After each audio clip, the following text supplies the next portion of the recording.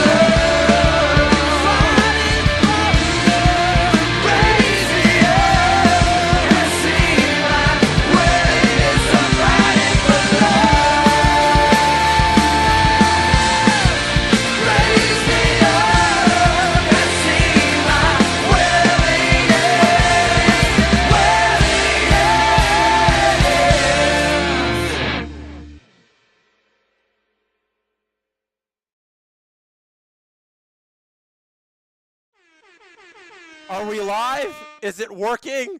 Are we here? Okay. I think it's working.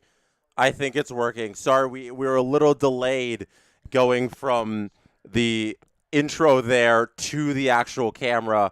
The towels are waving in Raleigh. The Sens are bumping fists to run out the tunnel. Let me see if I can get everything up on the screen here. Where's the scoreboard? Oh, no, that's the wrong one. That's the Jays. Jays play tonight. 9:38 first pitch for anybody wondering. They play the Los Angeles Angels of Anaheim. We don't need to get into the Jays because the Jays are depresso. And we're not here to be depressington. We want to be excited about the Canes and the Sens going at it. So let's get that off the screen. There we go. Let's reset this scoreboard. It is not a final. We got 20 minutes on the board. Empty net. There we go. All right. Awesome. That works. Cam Redux knows the business. First of all, thank you for the super chat. Let's see if the air horns work. Okay. Let me see if I can hear that in my headphones. Okay. I know you heard the air horns. Let me hear the air horns. Awesome. Sorry, I'm a little getting myself situated because I'm coming straight from the SDPN studios to here, which is always a task, when you got to run and get this all done. So we're here, though. We're set, and I think I'm situated. Thank you for the super chat, Cam Rednax.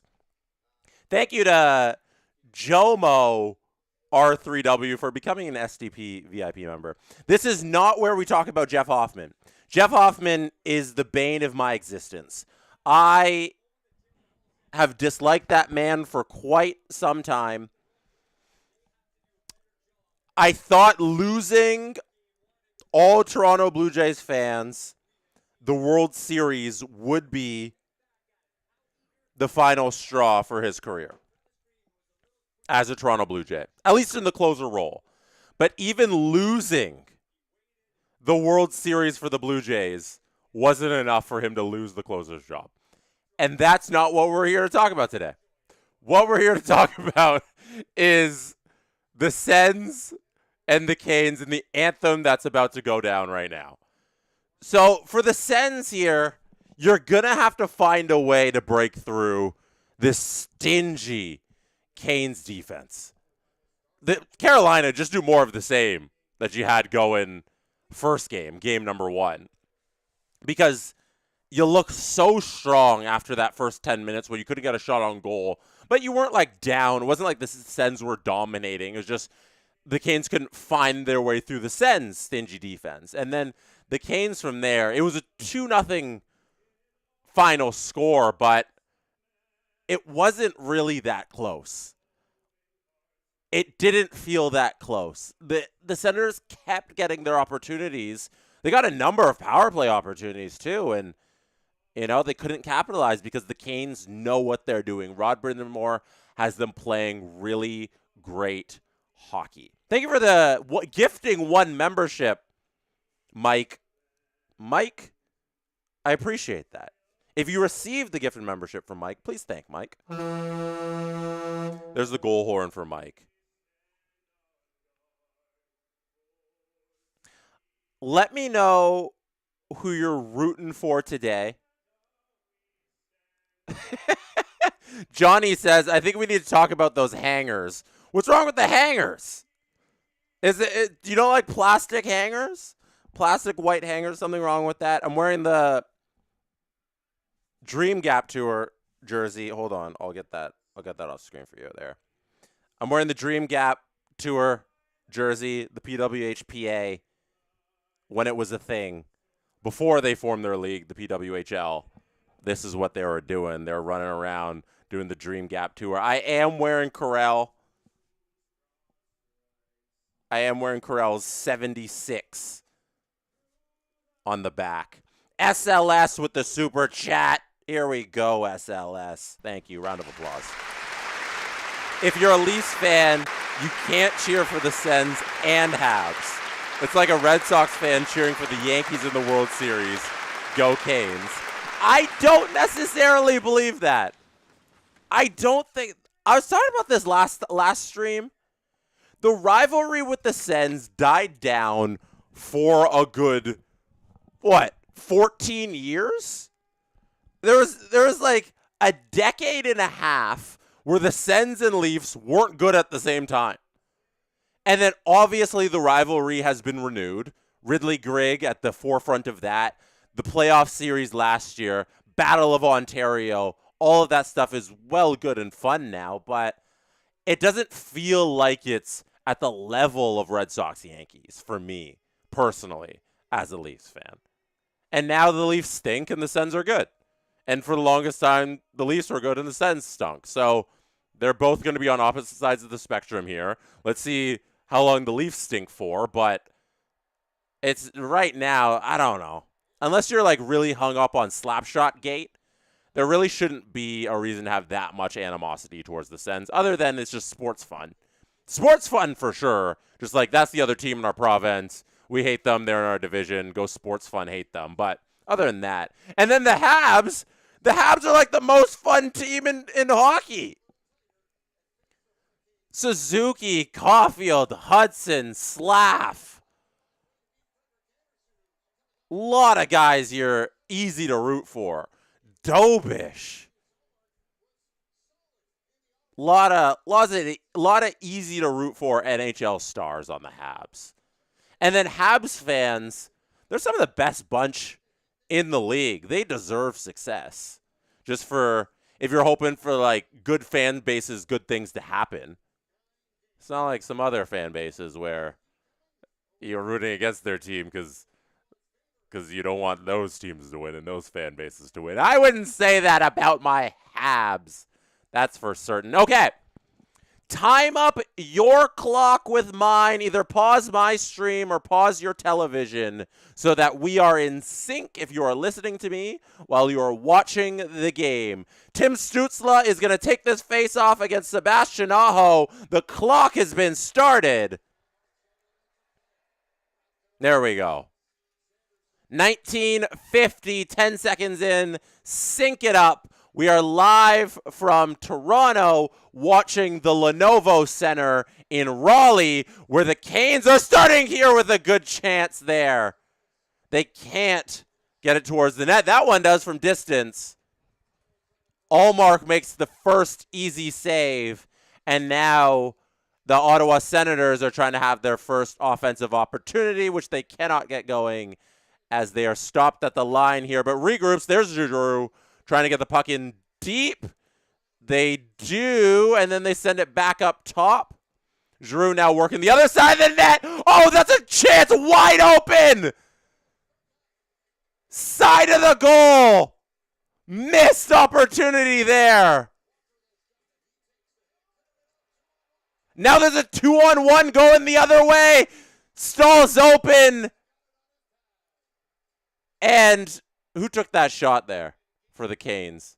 Shot by the Canes right on Anderson. Decides not to go to Stahl. Tim Stützle, you will never have a more open cage in your entire life. Cannot get the puck onto his stick. Fumbles it in his feet. And Ehlers decides to look off an open Jordan Stahl and tries to go 5-hole on Linus Allmark. Allmark makes the save on the 2-on-1. Great stuff from Linus early, making those 2 saves to start this game. Tim Stützle is going to want that one back forever. I'm going to resync the clock for you. It was running during that stoppage there. We'll get that set once the game clock hits 18:27 again, which is right now. There it goes. Thank you to SLS that says, also go Raptors. Not looking good so far. The Raptors are a disaster in these playoffs because the Raptors haven't beaten a good team all year long. They don't know what it's like to beat a good team in the NBA. They feasted on lower level teams, and that is how they made the playoffs, which is like, good, you made the playoffs, but you're not going to do anything, especially against this Cavs team. So disappointing playoff run this is going to be for the Raptors. Calling it now. Obviously that can change, but that's what I'm calling right now. Brady Tkachuk's in over the line. Sanderson with a shot that's blocked. Still no shots on goal for the Senators here. Still early goings. Game just getting started. Big opportunities, though, for them. Not able to capitalize on that Tim Stützle wide open cage that was stuck in his feet. Puck goes down all the way to the other end. Canes come away with it. That's good play there. Keandre Miller behind his own net. Feeds it back out to the neutral zone. Send it back in deep. We're going to have a lot of neutral zone action in this game, just like it was in game number 1. There's a shot by Spence that's on the line. It's saved off the line there. My goodness, Ottawa, okay? Okay? Ottawa, couple of near misses of goals there. That's the second time in this game they come real close to putting one behind. That one did beat Freddie, but it did not beat the goal line. Gostisbehere here looking tricky. Little dipsy duel around the defender, but can't find anybody in front. This game's a lot more action early on than last game. Last game we were into for the Canes to get a shot on goal 10 minutes in. Oh, baby.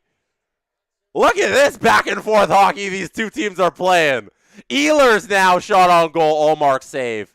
Actually, I think they're ruling that hit the side of the net. Shot counter doesn't go back up. There's a one-time opportunity. Jarvis misses the net. They are giving that shot on goal to that Ehlers drive. Jarvis out there trying to get that puck over to Svechnikov, who makes a play to the net and takes a wrister on Ullmark that he saves. Canes looking dangerous now. Now it's their opportunity to get something going. I'm loving this action. Jalen Chatfield gets it up to the top to Svechnikov. They switch positions. Chatfield goes up to his spot at the blue line. Oh! In the middle of the slot, misses one! Fans on it. Now the Sens are coming back the other way, but it's 1-on-3 here. Nothing doing. My goodness. Jarvis loses the puck in his sticks. That gives the Sens a chance to come in. They get a shot on goal here. Freddie makes the save. Freddie, perfect so far in this series, has not allowed a single goal in 65 minutes of action as we reach 15 minutes left in the first period. 5 minutes gone in this thing. We've had a whole bunch of everything so far. Sens looking dangerous with Tkachuk not finding anybody in front of the net. They got to regroup here at center, and they're going to come in offside. And there's a shot on goal after the offside call. My goodness! Hectic! Hectic hockey! Double H! Double H hockey sticks!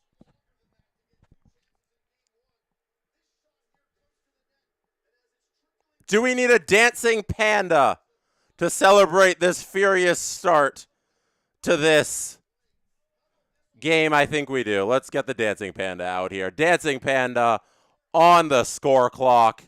You gotta love it. You absolutely gotta love playoff hockey. How's everybody doing tonight? Thank you for spending your Monday night with me. That's a roughing call on Matthew Tkachuk. That's a, oh no! No way! Oh no! Get the boo birds out. Tkachuk with a little fist elbow to the back of Aho. Pushes him just like slightly. And the refs decide to call roughing. I hate that call. I hate that call. Carolina opportunity here with the power play. One-timer, Sens clear it. Brady. Don't do that, obviously. Don't do that. Refs, don't call it. I don't know. I don't think you should be calling that. That's the line? Brady, be a little smarter, obviously. We can tell him that all the time. Maybe don't take yourself out of the game for the first 5 minutes by fighting off the faceoff dot. Maybe don't elbow fist Aho in the back of the head. Or in the back of on the number plate, I should say. It wasn't really the head, on the number plate. Refs, I think you should give him that one this early on. Don't do it, but maybe you should have got away with it. Here's an opportunity for the Canes, and that's going to be the first goal of the game as the Canes capitalize on the Brady Tkachuk roughing call. That one is going to hurt the Senators. Stankoven again. Logan Stankoven has 33% of the goals in this series. The Canes had the puck up high, then the puck down low. That's a beautiful play by Taylor Hall to drift to the side of the net. Look for Stankoven, who found his way in between Spence and Shabbat for the open ice one-timer. That's a goal on the board for the Carolina Hurricanes. Let's get that up there. Let's play the air horns. Let's play a little Olay for Logan. It's smelly in here, Stankoven. who gets the Canes on the board to start this game 1-0. That is going to hurt if you are the Ottawa Senators. Ottawa with 2 opportunities early on. One, the Tim Stützle goal. That was not a goal because he couldn't get the puck out of his feet. And then the other puck that was right on the goal line that was cleared by the Hurricanes. 2 opportunities for goals for the Sens. Brady Tkachuk takes a really bad roughing call. Bad for everybody involved except for Carolina because it was good for them. They capitalize on it. Brady, you can't do that. You're the captain of the team here. You're costing your team a goal on the board. That is ugly. Everybody, yes, as Nuke the Whale 69 says, do the stanky leg. Let's get the giraffe out here who's going to whip in Nene in honor of Logan Stankoven. There it is, whip in Nene. So much has happened so far in this game. That's not icing there. Send it all the way down the other end of the ice. Oh, was it Stank who cleared it off the goal line? Okay, so shout out George Robbins, who says Stank cleared it off the goal line too. I didn't see the Canes player who cleared it off the goal line. Logan Stankoven, Conn Smythe Trophy winner so far. Forget Slavkovsky's hat trick. Logan Stankoven's got a hat trick of good plays. And then, what do we want? Good plays or goals? This is a great save by Anderson on a 2-on-1. Freaky save, Freddie, with another huge one. Wow, he came across his crease. Saved a beautiful shot there by the Sens. Again, huge chance for the Senators. And this time, it's Frederik Anderson who saves the day. And the Lenovo Center is chanting, Freddie, Freddie. Cousins to Giroux. Giroux slap. Freddie save. My goodness. Someone call Adam Wild.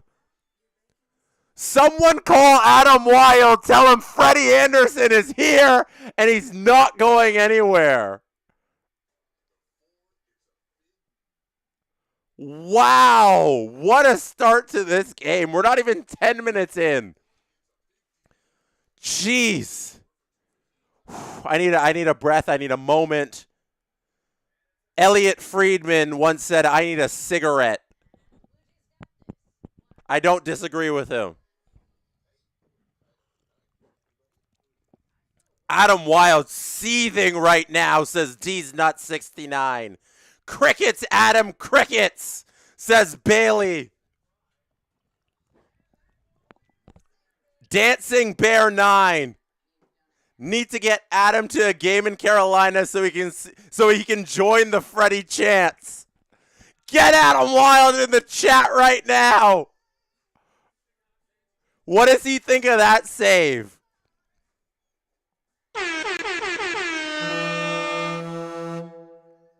Unbelievable. Senators fans. My heart right now. You could have had 3 goals in this game. If a couple coin flips go a different way, it's 3-1. Like, Stankoven clears it off the line. Stützle can't get the puck out of his feet. And Freddie, amazing save on that Giroux one-timer. Oh, baby. We have a contest going on right now. I haven't even mentioned it because so much has happened in the first 9 minutes here. Oh, Svechnikov's getting a roughing call. Makeup call. Oh, no. Only one person comes out of the pile with a penalty there, and it's Svechnikov 2 minutes to the box. Roughing.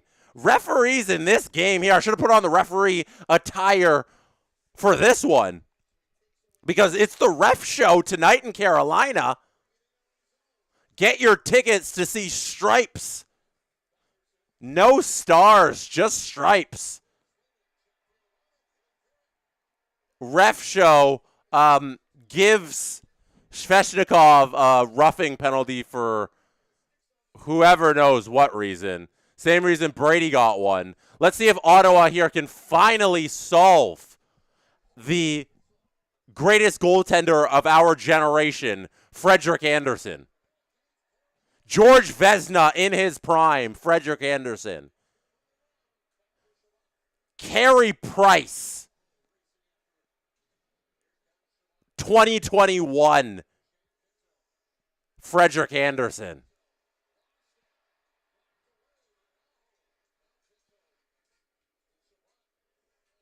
He's fielding the puck behind his net right now. Freddie ices it!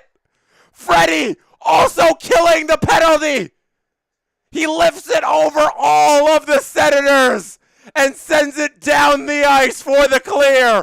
What can Freddie Andersen not do? We're going to get a Freddie goal at this rate.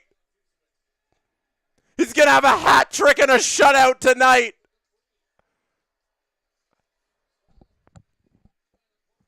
Freddie Andersen. There's no goalie I'd rather have in a playoff game than Mr. Andersen. Canes successfully kill off this power play. 0 shots for the Senators. Svechnikov out of the box here with speed. Makes a move around the defenders but can't get a shot off. Circles around, gets a shot there, but Ullmark saves it. There's a shot again by Svechnikov. Ullmark saves it again. Gostisbehere dancing. Quinn Gostisbehere Hughes dancing at the line. My goodness. His backward crossovers. Carolina now working the puck down deep. Good little hit there by, is that really Greg who laid the body there trying to poke that puck loose? Centering puck misses everybody. Goes back to the other end. Forget Logan Stankoven. I called Logan Stankoven as the Conn Smythe Trophy winner. Frederik Andersen deserves it. Who am I kidding? Freddie Conn Smythe Andersen.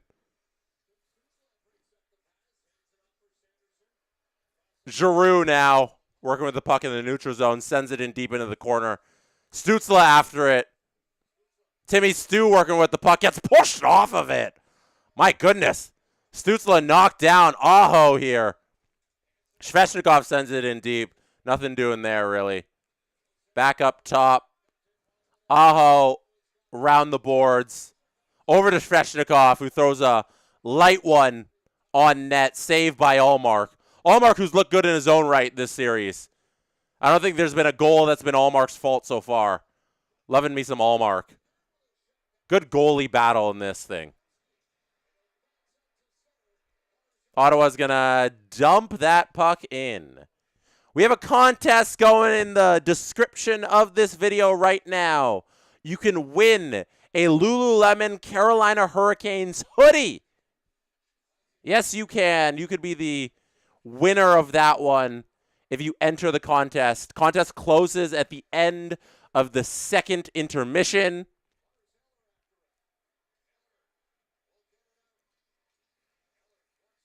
Only Canadians outside of Quebec are eligible to win.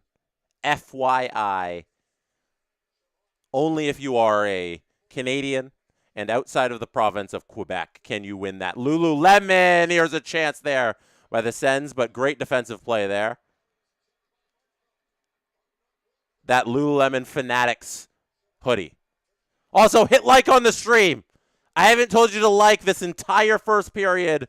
Now that we're here, I'd like a little thumbs up on that little thumbs up button. I'd appreciate it. It really helps grow the channel, really helps grow the video. And it's just a small thing you can do here to support us for all of this entertainment. We're going to have stoppage and play here at 6:04. Svechnikov, they're replaying his dance out of the box. Couldn't quite get that shot off on Allmark. All right. Woo! Breath, everybody, breath. Only our second opportunity to actually catch our breath here. Oh! That's Matthew Tkachuk in the stands. Matthew Tkachuk appearance in Carolina to watch this game here. Watch Brother Brady try and mount a comeback here against these Carolina Hurricanes.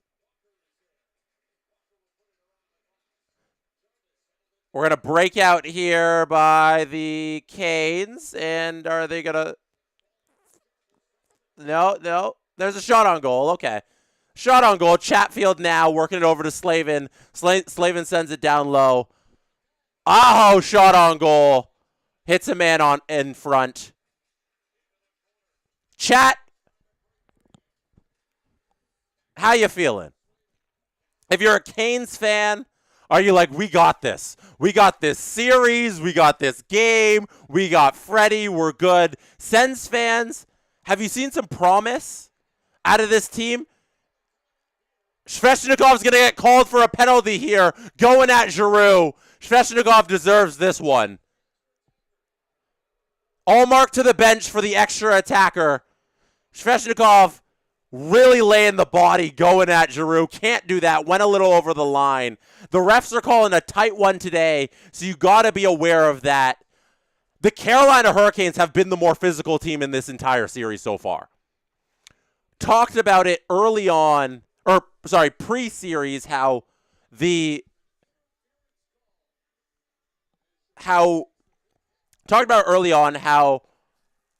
the intensity of the Ottawa Senators might be how they can get ahead of the Hurricanes.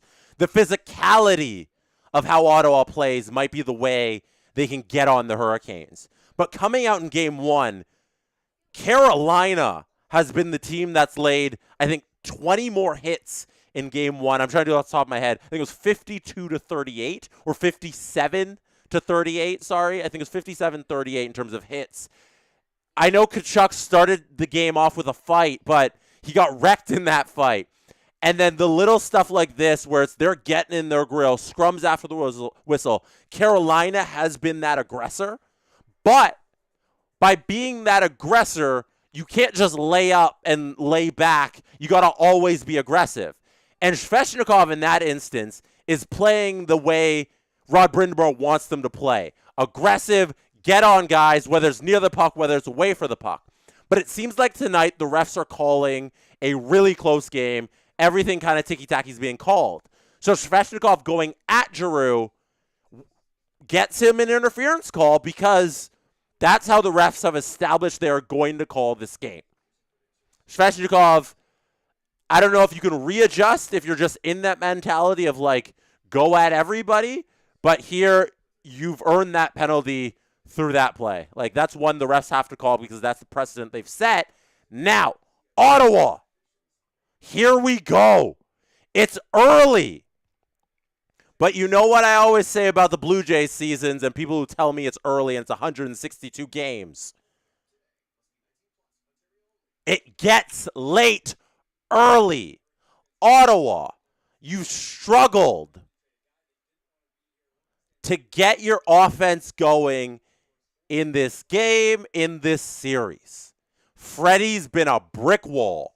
The power play, you haven't been able to crack the penalty kill of the Senators. Of the Canes. They have played perfectly. Let's not make it 0 for 6 for the series. You got to get this one here.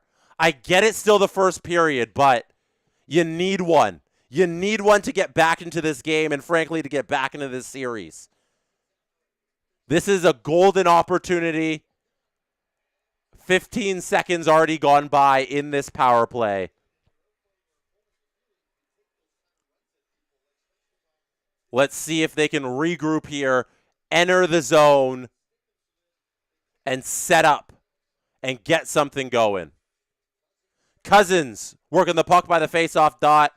Tries to find somebody. Gets nobody in front. Jalen Chatfield there to intercept the puck. And the Canes go for a change. Next PK unit coming on. Great play Chatfield to get that out of the zone. Skates off to the bench. Sens now missing out on this opportunity here. Ugly stuff there again. Trying to go 1-on-4. Canes ice the puck again. 50 seconds now left in the power play. Claude Giroux now being tasked with bringing the puck in the zone. Dumps it off to Pinto. Pinto's shot goes wide. Giroux gets it back, though. Back up top. Back down low. Back to Giroux, who's at the top of the circle. Back down to Fogle. Fogle loses it behind the net, but gets it back. Goes back up top, back around to Giroux. Back to the middle. Pinto shot. Blocked. And the Canes get it off of that shot attempt. And ice it, and Allmark has to play it at the other end. 15 seconds left in the power play here. Looks like the Canes are going to prevail unless there's an opportunity here with 7 seconds left for the Sens to do something here. Throws it towards the net. Nothing doing. It's deflected wide. Spence there. Pinto shot! Freddie makes the save there. Looked dangerous there, Pinto did. It looked like to me there was some netting there he might have been able to hit, but he hits Freddie, I think, off the mask or top shoulder, and Freddie in perfect position makes that save, as he has done all this series. Another wasted opportunity for the Sens there. But they're looking dangerous here. Here's Spence. Shot. Anderson save. Behind the net now. Amadio working. Amadio up to Spence, but Spence can't hold on to it. And it looks like Jackson Blake is going to go for a little skate here with the puck. Can't come away with it, though, because he's being played tough below his own goal. Canes do come away with it, though. And Gostis Makar has the puck here behind his own net. Kale Gostis Bear looked dangerous but couldn't get a shot. And the Canes are going to lose this puck back up to the neutral zone here. And they're going to go back to their own end and regroup here as they go for a change. And Nikishin hangs out behind Freddie Anderson to set up the play here.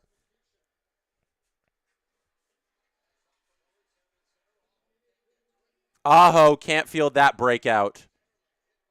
1 minute to go here. In the first period, there's a chance. Brady Tkachuk right in front of the net. It looks like it hits the post.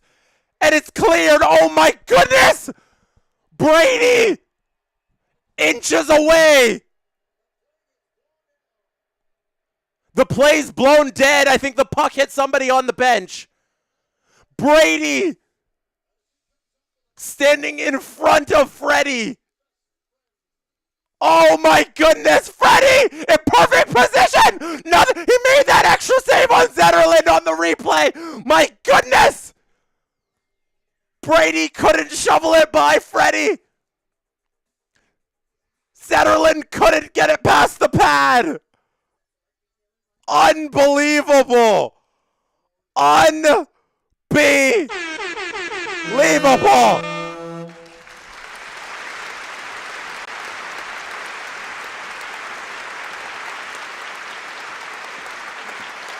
I hope during this TV timeout right now, the Lenovo Center is doing the Freddie chants. I can't believe what Freddie Anderson has turned into.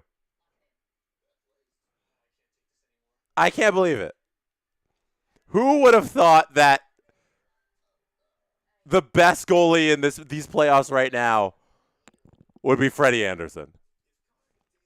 He's about to go, if he can kill off these next 40 seconds, he's about to go 4 straight periods without allowing a goal these playoffs. That's going to be 80 minutes of a shutout streak. Freaky save, Freddie. Doing it big. Brady right there, though. But that's the story of the Sens this game. All opportunity, no finish. We have contests and prizes for all of our streams here on SDPN. Adam Wild is coming up tonight at 10 o'clock to stream the Oilers game. Oilers Ducks is the stream that's coming up later. They're showing all the replays of all of Freddie's big saves. Make sure you tuned in for that. We have prizing for that as well. We have prizing here today. Hit the link in the description to enter to win a Fanatics Lululemon hoodie that says Hurricanes across the front. Today is a different game than Saturday in terms of how it is being played by the Ottawa Senators. They're showing the shot attempts for the Sens in this game, and it's 29, I think it was 14, it just finished. 29-14, was it? Somebody correct me if I'm wrong. They just flashed up 29-14. That wasn't the case in last game where the Sens were not able to muster as many shots and shot attempts as the Canes. They're looking good offensively. I'll give the Sens deserve that credit. It's just about getting that final inch that they haven't been able to do. But this game is real close. There's a good case it could be 4-1 Senators right now, but those are the margins of Stanley Cup Playoff hockey. Things come down to inches and centimeters and who hustles in those last moments a little bit more. And right now, the Canes are on the good side of all of this. Senators just missing out on so much here. Logan Stankoven, only goal of this here program so far. Had 1 goal in game 1, an assist on the second goal in game 1, and now opens the scoring here in game number 2 in this series that Carolina leads 1-0. Frederik Andersen's shutout streak does indeed reach 80 minutes. He has not allowed a goal these playoffs.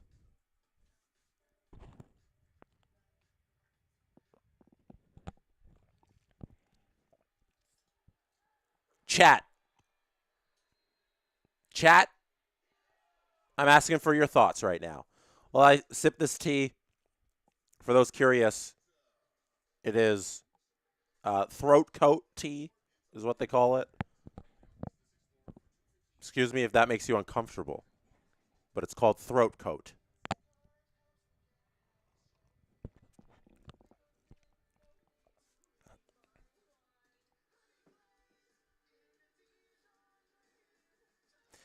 The Philadelphia Flyers are playing the Pittsburgh Penguins right now. Let's pull up the score here. Let's see where we're at. 0-0, 0-0. 14:26 into the second period. If the Flyers can pull out a victory there, get 2 road wins against the Sidney Crosby Pittsburgh Penguins, ridiculous. Maybe I'll throw on that game. All right, hopefully the Sportsnet app doesn't completely combust because I tried to change the program. But it might. Who knows? Maybe I'll never get the Canes-Sens game back ever again. We'll have to just watch Pittsburgh-Philly here. We have 5 gifted SDP memberships by Diane. Diane, thank you for gifting those memberships. I'm going to have a little confetti up here on the screen for you. Little air horns. And now I'm going to ask the chat if you received a gifted membership from Diane. Please thank Diane. Please say thank you. The Philadelphia Flyers are on the power play here. Stuart Skinner makes a nice save on a Porter Martone shot. Little bonus coverage is what they call it in the biz here. Little bonus action going on here for all you folks at home. I'm about to go to break here for intermission. Let's go to break maybe after this minute and 48 left on this Philly power play. Let's see if they can capitalize on this and get something going here offensively in this game. They're 0 for 3 in game 1 on the power play. Only 2 shots total in that game. So we'll see if they can break their power play list goal streak. Forrester over to Porter Martone. Hits the side of the net. They've been spending a lot of time in the zone. Nope, not anymore. Pittsburgh clears that with 1:10 left.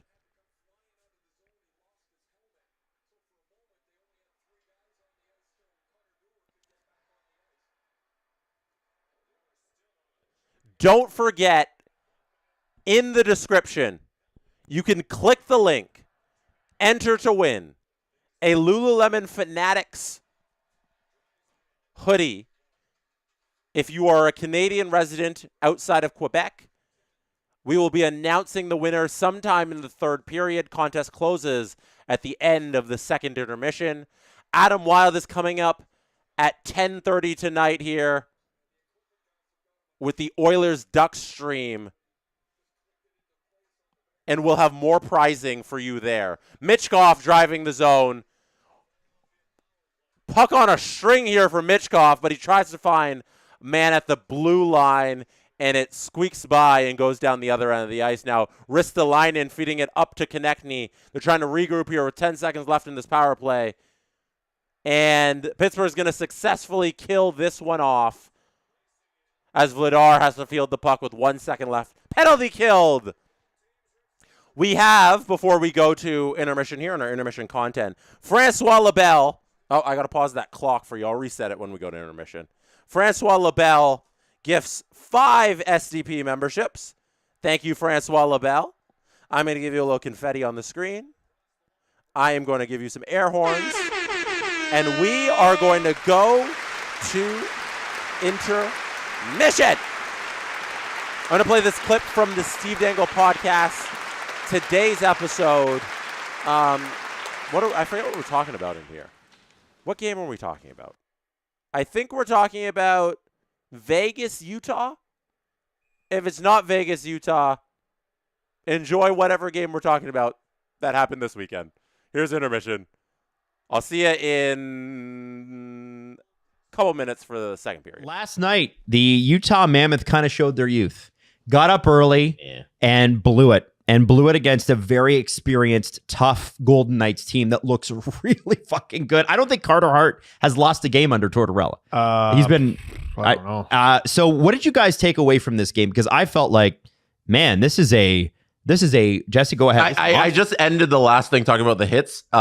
Vegas recognized that the playoff games that you play in this part of the year are different than all of the regular season games. They had 52 hits last night.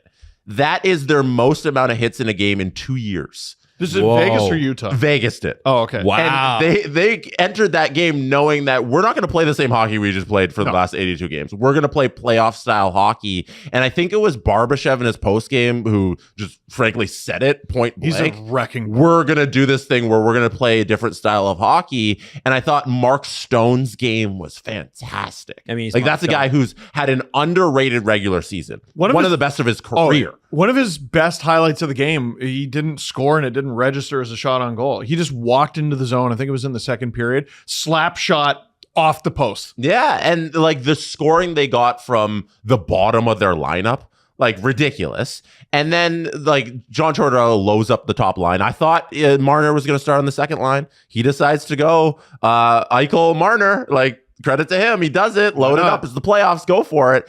And it doesn't matter because all 4 lines for Vegas were cooking. It was a really good game by them. Listen, Utah's a good team. They're an exciting team. I had a real hard time before the playoffs began picking them in the series. After game 1, I have a harder time. Mm-hmm. It's Vegas.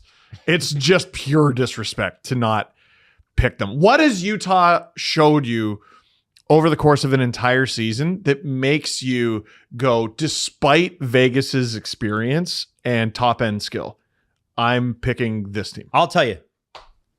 If Utah plays their game, by the way, Cooley was running around last night. Did you see Nick Dowd saying, I'm going to epic kill you? Cooley was a lot of fun. Yeah, he was great. Yeah. He was And great. also, Sean Dursey, let's play a fun game called $5,000 fine or 6-game suspension. Yeah. Because Because he's a noted Alan Walsh He's an client. Alan Walsh client and they friggin' hate him. Yeah. Yeah. You can't headbutt guys. You can't. Yeah. Now, Isn't it like a major penalty too? If It can they catch be. you doing it Yeah. on purpose. I don't know how they didn't catch it. Yeah. Like, And But back It was bad. to where the disrespect comes from. I think a lot of people see Utah as the big next up and comer. Like in 3 years, they could be what Dallas and Colorado are. that's a long time. And I think I know, but it's at a certain point it has to happen. Yeah. And you look at Vegas on the whole, and I know honestly sometimes the playoffs it's just you get hot at the right time, and Vegas are hot. They're red hot. Oh, yeah.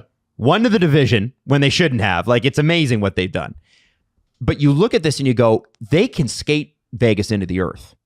I know Marner's on that team. Fast. They're fast, they're mean, and they seem to have everybody together and healthy. If you can, And their take one in goaltending has Vegas- been more consistent all season long. I thought Vejmelka looked good. You got to be, you got to have a belief, and you got to take one in Vegas. You're the road team. You're not going to win this series if you don't win one in Vegas. If you can take game 2, that helps flip the script on you, and you get wishy-washy guys like me to be like, maybe they can do it. But after watching one game, I'm like, It is one game. I'm feeling pretty good about Vegas. Shout out Jesse Granger in The Athletic, where I got that stat about their 52 hits, most in 2 years. And it was Barbashev who said, it's hard to play like that for 82 games. When the playoffs come, I think it matters. And when they won the cup, was he not the guy? Yeah. He's a wrecking He was ball. unbelievable. Like that's something that's so underrated. Just guys who know how to play playoff style hockey and bang bodies, and against an inexperienced team like Utah, you can take advantage of them in those ways. Yep. It was so, again, it's one game, we'll see, but it was so hard to believe what was going on with Vegas. Like, to me, Vegas and Edmonton should be treated roughly the same. Mm-hmm. But Edmonton got a little bit more of a pass. Like, yeah, well, it's regular season. Who gives a-" I mean, it's Vegas. Do you remember when Florida took off the last 3 months of last year's regular season? They were awful. They were so bad. That's why Coming out I of think I Four picked Nations. Tampa. Yeah, me too. Because, again, like, so we just did our previews, like, not even a week ago. And you're looking on paper and you're like, well, and there's a reason why when I shoot those videos, I don't like doing preview videos. No, me too. Because I'm looking at the evidence and pleading with myself. I'm like pleading with the evidence, going, please show me something different. And last year, yeah, the Panthers were bad. But they understood we can kind of coast this thing. We have the third place in the Atlantic locked up. We're going to play Tampa. We can just kind of cruise. One of our guys will take a bunch of PDs and get suspended, and we'll be fine. And he'll be come back for the playoffs. And then he'll be Nice and fresh. rested and ready, and maybe he can take some more PDs when he comes back. and then get suspended immediately, and it's like 2 games. And then playoffs roll around. We'll play our peak hockey. Yep. Like that's the mentality they went with. Yep. And like Vegas is the same thing. Yep. Mhm. We can cruise. Listen, if they do lose to Utah, I think they're in trouble. Oh, As game a one's team. all overreaction. Like they could lose the next 4 games. Who cares? Throw everything we said out the window. They absolutely could. Maybe Utah was experiencing what the Sabres were experiencing, but they wilted instead of finding a way through. Like just 2 teams who they haven't been there outside of Sergachev, who has like 400 games of playoff experience. 20 cups. Yeah. Like, yeah, it's insane. Yeah, he's actually a 50-year-old man. But it's Vegas. Like, I don't know how you don't pick them. Yeah, Marner, Eichel, all the stars look good. Stone, I already mentioned, look good. And then, depth scoring. Like, what are you going to do in that instance? If you're Lose. Utah? Yeah. Lose. But, like, then... Give up 3 goals in the third. Yeah, so we'll see if they can bounce back. But, I don't know. I'm taking Vegas after that game 1. I like the idea that, like, series are long. Maybe they'll be fresh. Maybe their speed becomes more of a factor the longer the series goes. But you're in tough, man. You're in tough. Ultimate series not to overreact to. Dallas and Minnesota. Absolutely wild first game. But to me, it's like, nah, I know Rupe is not playing, and I still pick Minnesota to win.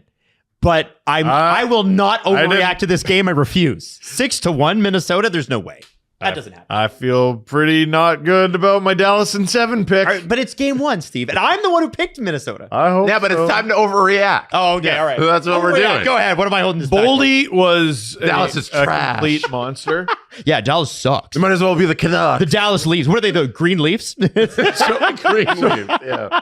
What is this, spit soup? Hayden was like, you guys didn't even mention Matt Boldy in your video. I was like, listen, I hate previews. I hate it because Yeah. you only have so much time, and then you're like, I can't forgot mention- shit. You can't mention everybody. Did we get a Miko Rantanen mention in there? Like sometimes things are Probably just- not. Yeah. Like I don't know. I don't remember. But he leads the Stanley Cup playoffs in shots. Amazing. After one game with 8. Yakov Trenin, I haven't looked. I assume he leads the league in hits with 13. Yep. Completely they ran them over. Thomas Harley was run right over. Yep. Pancaked in his own building. Mm-hmm. Like, listen, Leafs beat Tampa 5-0 in game 1 of their series in 2022. Didn't help. Yep. They lost. But pretty good looking for Minnesota. Now, I did say this in my bracket video. Mm-hmm. I have Colorado beating the Kings, which I feel less need to justify. Yeah. But I have Colorado beating whoever comes out of the series. And the reason for that is I'm building a bracket. And if I have one of Dallas or Minnesota coming out of the West, it's going to ruin my entire bracket. Right? And so I had Dallas winning the series. If I'm wrong, I got to have whoever plays Colorado lose, or my whole bracket's yard sailed. And if Colorado loses, then I'd lose anyway. I don't think they're gonna. Colorado? Yeah. I mean that game, that LA game, that might be the closest LA gets. Like Drew was like mad it was only 2-1. Yeah.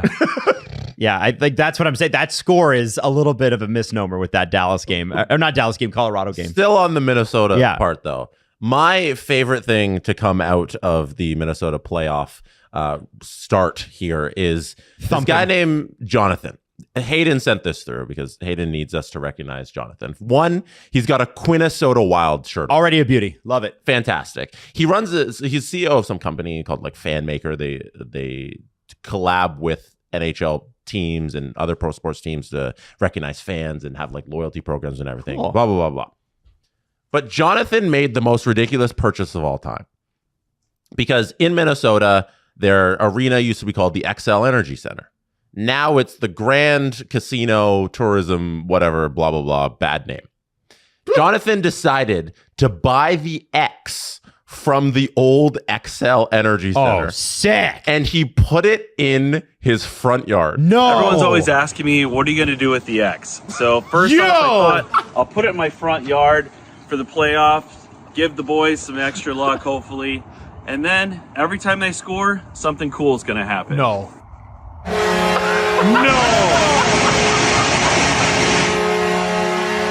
Yo, this is what we need to be doing. Fire! Why is there fire? When Hayden sent this to me, one of my first questions was, what does this man's partner think?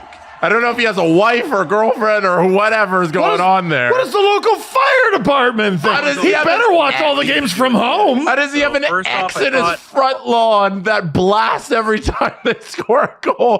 What does his neighbors think? How is this happening? This is like the Seinfeld episode with the light outside of Kramer's apartment. It's like 7 feet tall. Did you see him standing he's next standing to it? next to Look! That's like 8 feet, man. I don't know how tall this man is. Maybe he's like 5'8". Like it's at least 6 something. What does the HOA think? That's what I need to know. You know, the homeowners association, they were like, excuse me, you can't, your grass must be less than 5 Who gives inches. a damn? How do you just put an X on your lawn? Dude, this is how we ought to be spending our money.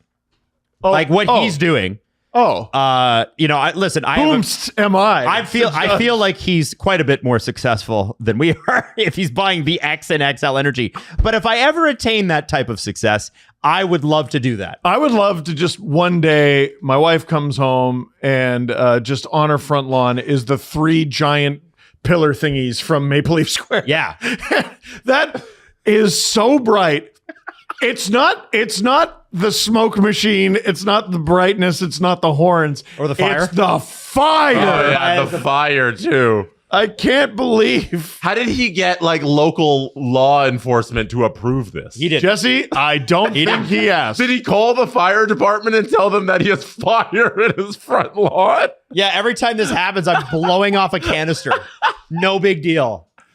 Man, What a guy. This guy How much rocks. did the X cost? That's all I want to know. I think they auctioned it off, and he's the one who won. Let me look up and see I would love to know. how much he paid for it. I'm looking it up. Should be noted, the rest of the house looks nice.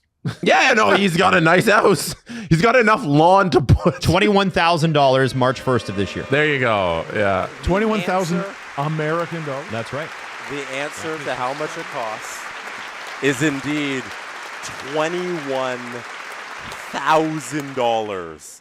This gentleman spent to put an X on his front lawn.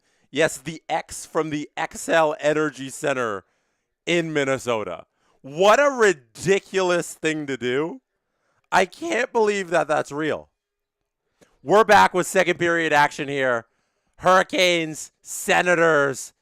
We're at the Lenovo Center, not the XL Energy Center. Justin Fisher in the chat says worth it. Can we get a poll?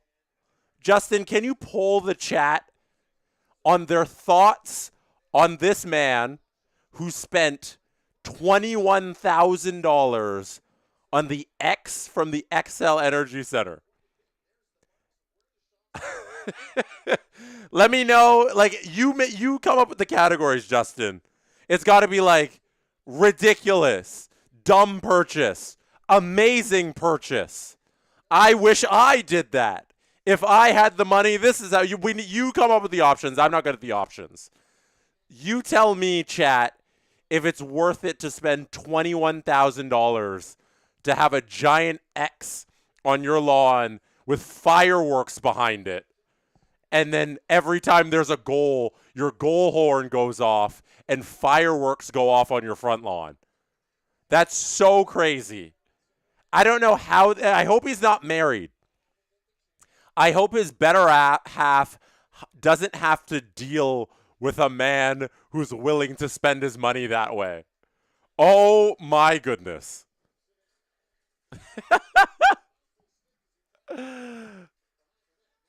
Heather Avs fan says, anyone else get BOGO Chipotle? Yeah, Chipotle was running some deal where if you go to a Chipotle in a hockey jersey, you get a 2-for-1 deal. I think was the deal. I didn't go to Chipotle today. I didn't have time to run to Chipotle. I love Chipotle, though. Chipotle is awesome. Ehlers tried to feed a pass there for a one-timer.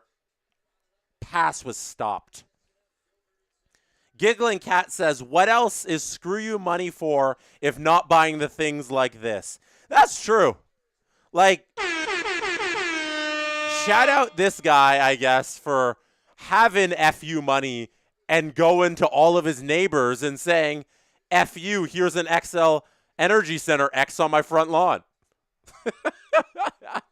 That's truly, I can do whatever I want money. I hope I'm that bold if I ever get that kind of money. Here's a shot on goal that's saved by Linus Allmark. That is Taylor Hall on the drive off the rush. Weak little wrister right to the chest of Allmark on Taylor Hall's rush there.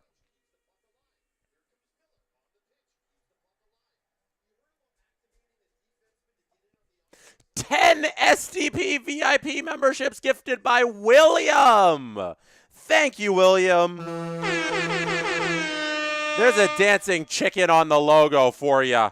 Appreciate that, and I am going to ask chat if you received one of those gifted SDP VIP memberships. Say thank you to William. That is your duty as a receiver of a gift. Say thank you. Puck in the offensive zone here for the Sens, as that's a little charge there. Lars Eller throws it up top. Shot doesn't get through. Carolina going the other way. No shot there off the rush for Carolina. That's going to be no icing or icing? Icing. They say Carolina didn't touch it in the neutral zone. That's going to be icing on the Ottawa Senators. We're going back down the other way. 16:45 left in the second period.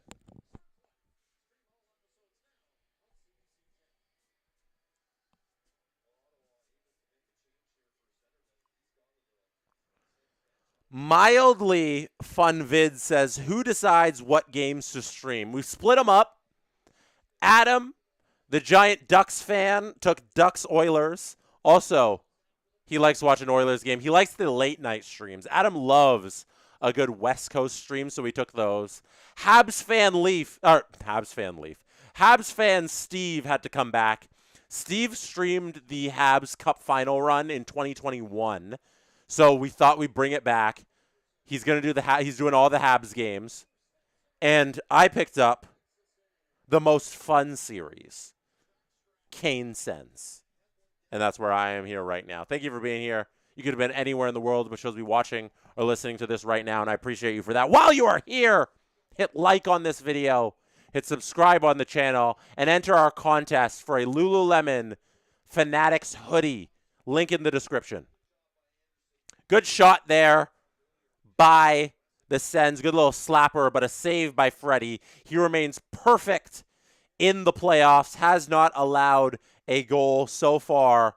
And that's going to be a fake puck drop by the linesman. In comes Amadio to take the draw against Aho.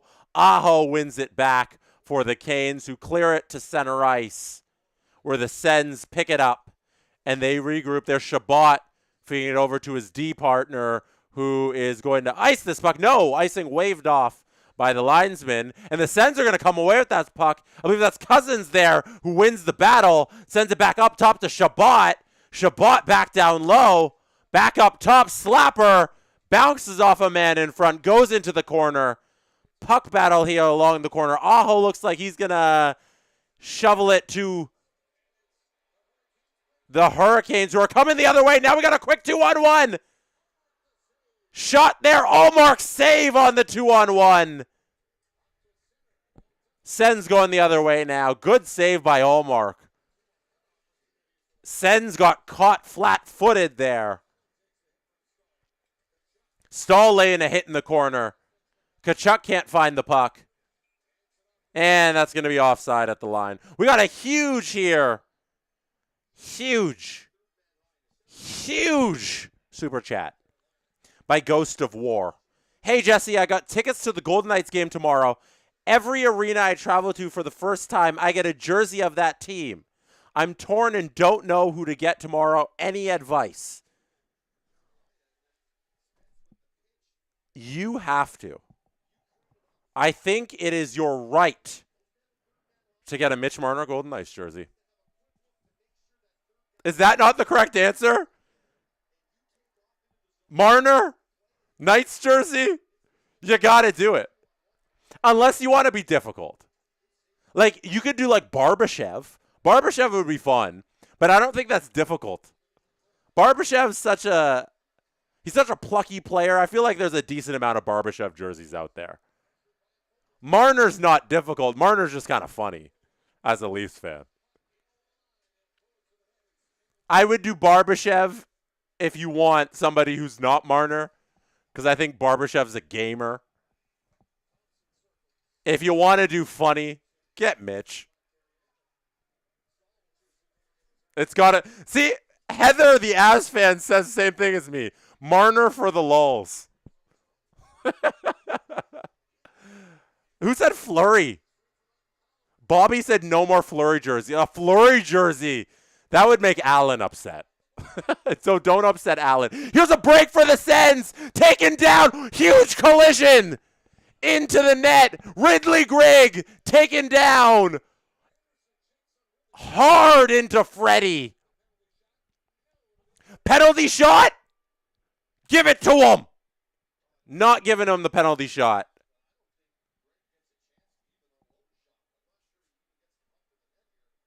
Ridley Grigg bowled over. Little bit of a dirty play there. They're showing the replay here. Shot around the boards. Tkachuk gets it. Finds Grigg. And Grigg just gets 2 feet taken out from under him. Goes hard into Freddie. Freddie's okay. Freddie avoided that collision. Freddie checks on Grigg. It was Walker who went at Grigg. It's going to be 2 minutes for tripping on that play. No penalty shot. But to the power play here go the Sens. Sorry, the clock was running. We'll reset the clock. Get that all reset. There we go. 14-11 to be exact on the clock there. Power play here for the Sens. I've been through this before. They need to do something. I'll get to your question here real quickly as we watch this power play opportunity for the Sens unfold. Slavin clears it. Chat here from Big Ron. Hey, Jesse, how do you think the Hurricanes goalies will do in the playoffs? Conn Smythe, baby. What if you haven't been here? Frederik Andersen has not allowed a goal these playoffs. If the Conn Smythe Trophy had to be handed out right now, Conn Smythe winner Frederik Andersen is what we would be saying. He has been fantastic. But if anything ever goes wrong with Freddie, that's what they got Brandon Bussi for. I think the Hurricanes have solved goalie troubles. I don't think that they should be worried these playoffs. Freddie's looked great, and Bussi's always there for protection. Short-handed chance here for the Canes. Oh, Mark, beautiful save. Glove save. Allmark flashes the leather on Aho. Excuse me, Jarvis with the shot. Aho with the pass to Jarvis. Oh! Linus. Linus heard all of our praise for Freddie, and he got upset that we were mentioning his name. Aho pass to Jarvis. Jarvis stopped by Allmark. Goodness me. Ottawa comes in offside there. And we have more tensions here in the corner. As that's Keandre Miller getting in there. Freddie comes over. Freddie comes over to try and get the bodies out of the pile. Freddie's doing everything tonight. Pinto's in there. Pinto says, I didn't hear no whistle. I didn't hear a bell. Pinto, extra shot on goal after the whistle. Nikishin gets in his face for that one. Nobody liking what Pinto's been doing. Zetterlund's in there defending his boy. Keandre Miller grabs Zetterlund. Robertson's in there. Fogel's in there. What a testy series this has been. Tensions flaring. My goodness.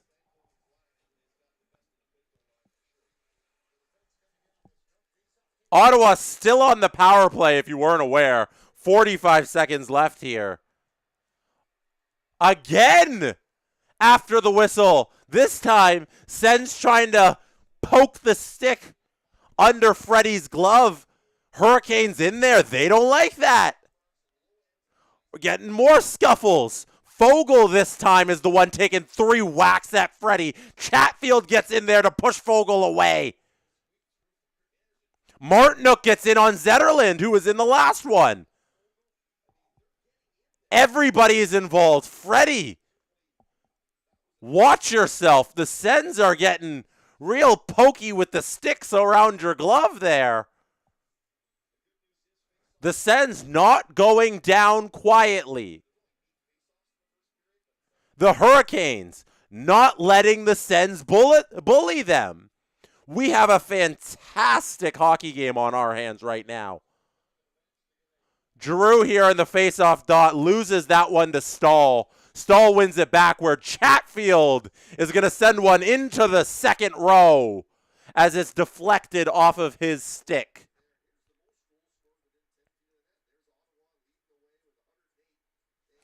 Ghost War says, as a diehard Leafs fan, I knew in my heart it was Marner. Ghost War, there has to be a Marner jersey acquired. Any Leafs fan going to Golden Knights game, if you have any love in your heart for Marner, pick up a Marner Golden Knights jersey for the lulz. 12:49 here left in the period. 33 seconds left in this power play for the Sens. They have not looked dangerous on the power play this entire series. Here we go. They try and feed one out front, but Jalen Chatfield, who's always in perfect position, is in perfect position there in the slot to fend that one off and send it the other way. Here's a little rush by Stützle going in on his own again. Little too many one-man rushes by Stützle. He loses that puck. I don't like how much hero ball Tim Stützle's playing. This leads to Jordan Stahl going the other way. He finds Sebastian Aho, and that one's going to be kicked in under Linus Ullmark. That's a good goal. Tim Stützle the other side playing a little hero ball. Leads to an opportunity for the Hurricanes. Jordan Stahl comes down, finds Aho.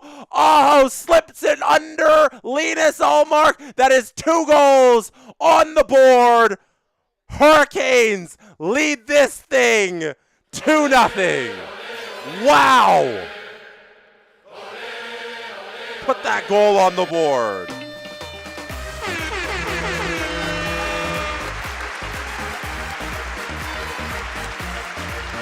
It's not pretty right now for anybody wearing an Ottawa Senators uniform.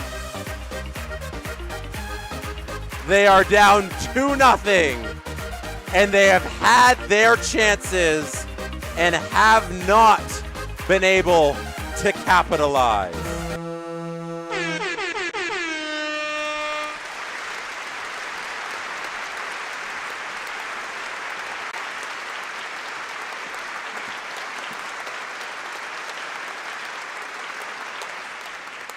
Super chat here from Corey. I appreciate all of your super chats. Corey says it's all Ullmark's fault. He needs to score more. Indeed, Ullmark does need to get some goals on the board because it doesn't look like the Senators skaters will be doing that anytime soon. My goodness. Does it count as a shorthanded goal? Does it count as a shorthanded goal? Can somebody check the stat sheet for me? Please let me know, people of the chat.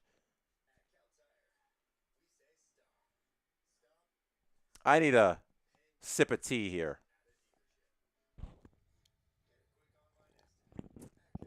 Ullmark, 0 career goals. Pathetic. The Sens early on. How many times can I say this? I'm Groundhog Day with what I'm saying here. You know? The Sens had their chances in that first. The chances for the Sens are going to be few and far between. The Pinto chance, the Kachuk chance, the Stankoven save off the line. Oh, we got an answer. George. It looked like 1 second left on the penalty kill when it went in. Damn. Short-handed goal there. Ullmark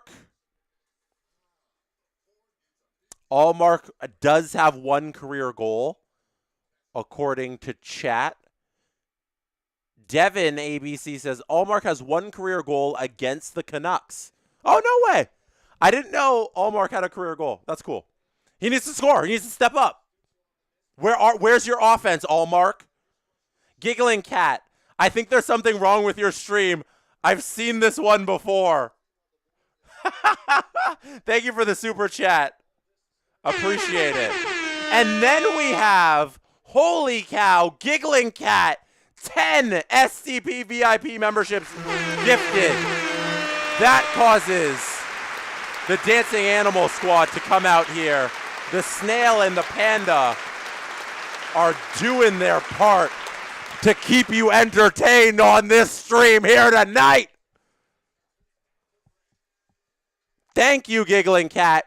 If you received an SDP VIP membership, say thank you. That is your job as a receiver of a membership.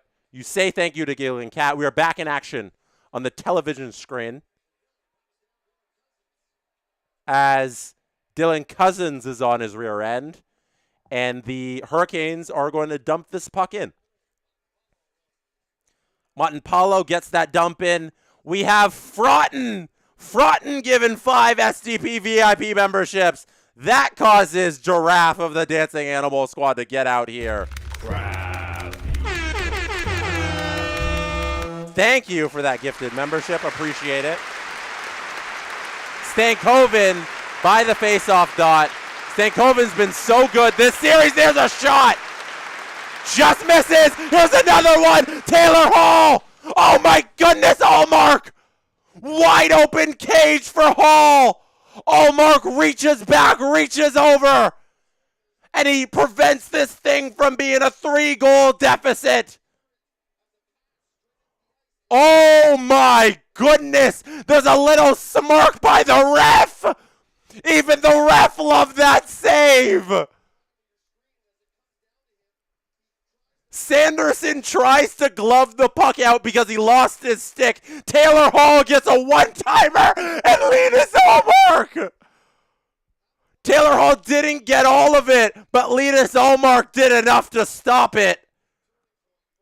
Oh, my. He didn't even save it cleanly.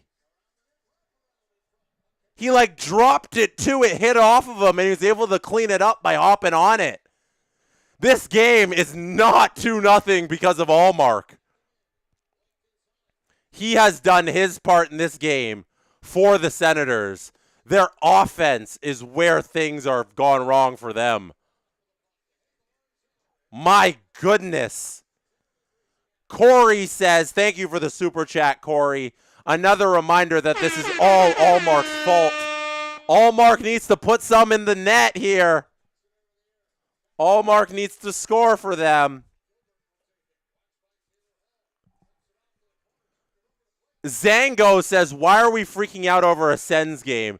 If you don't have the ability to freak out over any team's playoff hockey game, you don't have a pulse. This is playoff hockey. This is where heroes are made. Right there. After the save, Ottawa comes right back. Jake Sanderson puts one finally by Freddie Anderson. Ottawa. Sorry, I said Sanderson. Batherson. Batherson down low. Wires one top shelf. I didn't hear no bell. Drake Batherson all by himself down low after a pass from Sanderson. The Suns connecting. It's a family connection. The Suns. Sanderson to Batherson for the goal. For the first time these playoffs, Freddie Anderson has been beat. What a game. Dare I say we have ourselves a game here. Dare I say the Sens are back in it after that Linus Allmark save. Here we go. They're threatening again. This time they don't beat Freddie. If you aren't excited for this, stop watching hockey. This is playoffs. The Stanley Cup is on the line, people. Get up off your feet. All right. Woo! Super chats I missed. Frotton, shout out Frotton earlier, giving those 5 SDP VIP memberships. Giggling Cat previously, who gave those 20 SDP VIP memberships. While we have a pause in the action, enter our contest to win a Lululemon Fanatics hoodie. Carolina Hurricanes. Oof. Can't talk anymore. I need a sip of this. Carolina Hurricanes hoodie, Lululemon Fanatics collab. Link in the description. There we go. That's in English. If you are a resident of Canada outside of Quebec, you are eligible to win the contest. All of our streams for the first round have prizes. Adam is coming up at 10:30 p.m. Eastern Time, streaming the Edmonton Oilers Anaheim Ducks game. There's going to be another contest in that game. Tune in for that after this. 2-1 Carolina it is. More than halfway done this second period.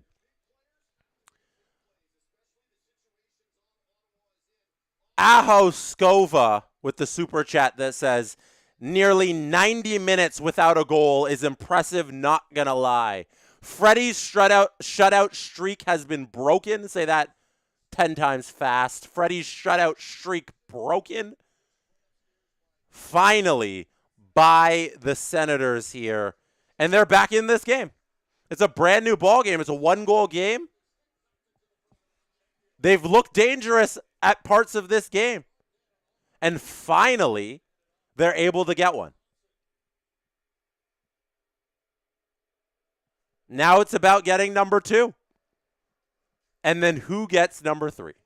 We'll see.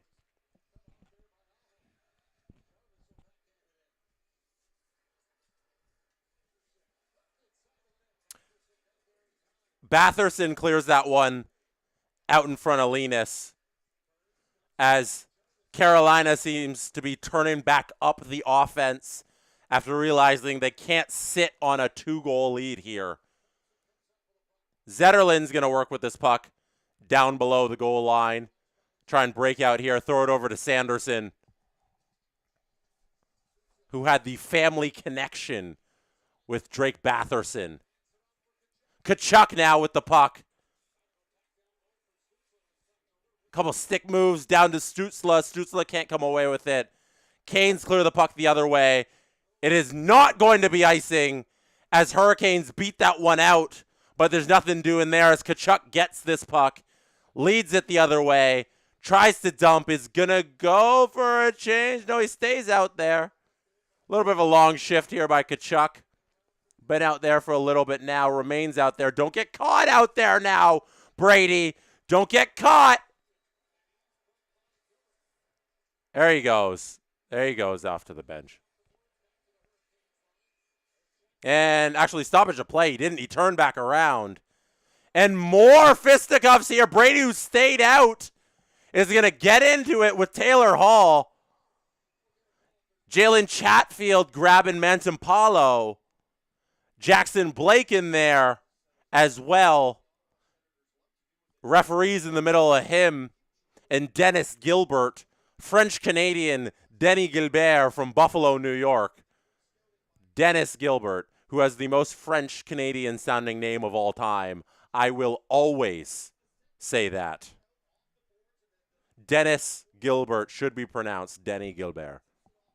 Denny Gilbert. It sounds like it should be French-Canadian. I'm so right on that. And I will say that forever. Rod the Bod is upset at something. He is yelling with his muscles. Oh, they're giving a penalty here. Coincidentals? Yeah, we're doing 4-on-4 as Gilbert from Buffalo, New York, not French Canadian, is getting into it with Jackson Blake. Are they giving Blake and who are they giving the 2 penalties to?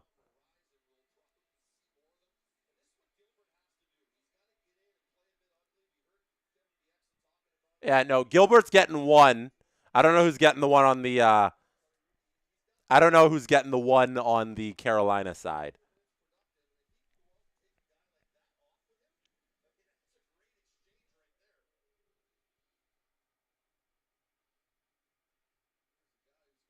Four-on-4 hockey. I gotta imagine the Sens can think they can take advantage of this here. As we have a delay. We have a delay here. There we go. We're back. Okay. Stützle's in the face-off dot. We'll reset the clock. There's actually 7:07. Reset our clock once it hits 6:30 on the actual board here. Oh, hold on. Let's get that back up to 7. All right. We'll reset here as there's another delay as the ref fake drops that one. Okay. Here we go. Hockey's back. 4-on-4. Canes win the face-off. Gostisbehere got it there. Do you like that? Gostisbehere's got it there. Center ice. Works it back over to Aho. And the Canes are entering the zone with speed. Aho trying to do it all himself. Can't get through 3 Senators who are blocking the action there. Gostisbehere gets knocked down by Stützle. But this leads an opportunity for the Senators. Save by Freddie. Freaky save, Freddie, there.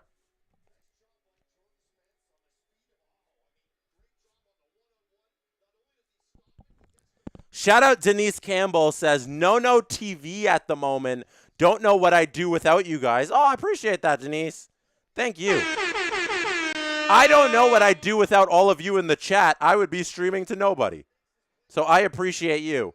We had a poll in the chat go off earlier. It was about the Minnesota Wild fan who bought the X from the XL Energy Center. 60% of you said worth every penny. When it's somebody in the chat, whoever in the chat said when you have that kind of FU money, that is how you got to spend it, you know? Like when you have silly money, you better spend it on silly things. So I do support XL Energy X Guy. If you weren't here during second intermission, we watched that video. Here's a shot and a save. Good save, Linus. Flashing that glove once again there. As we are going to another TV timeout. 5:56 there on the clock at this TV time out.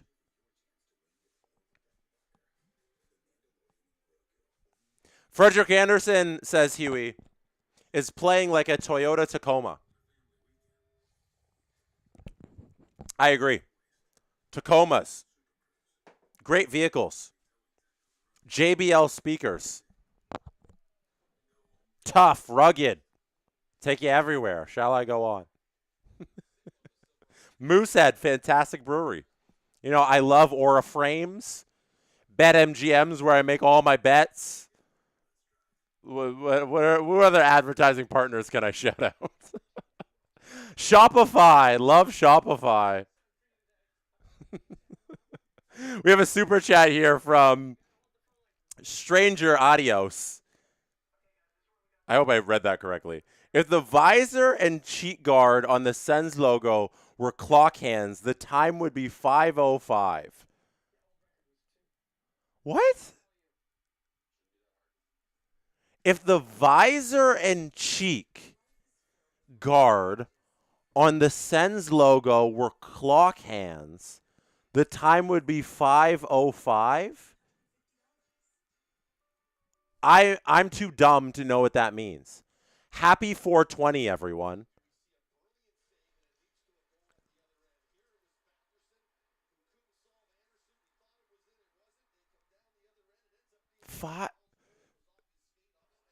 Is there what's the I don't get is there a pun in there? Is there a pun?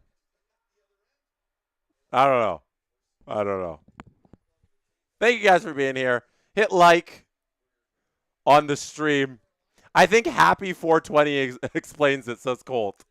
Happy 420 to all of you out there celebrating. Justin, you have to wait till the stream is done. Okay, Mr. Fisher? You gotta wait till this broadcast here is done. Justin Fisher manning the chat tonight. If you see anything from the SDPN account that's a little funky, report it. Okay. Justin saying, sure. Brandon says, I see it, but I'm also stoned. Congratulations to all of you who got to celebrate an early 420. Well, I guess late 420. It's already 9 p.m. on the East Coast here. Here's a save by Allmark. Jarvis with a puck in the slot. It just rolls off his stick. I thought he was going to do something with it, and it just rolls into the corner. Jarvis with nothing there. And it looks like the puck is up out of play. And Brady's going to finish his check here as Jackson Blake is out of the box after he got that coincidental with Dennis Gilbert. Those coincidental twos. Jackson Blake's out of the box, and he gets run down by Brady Tkachuk.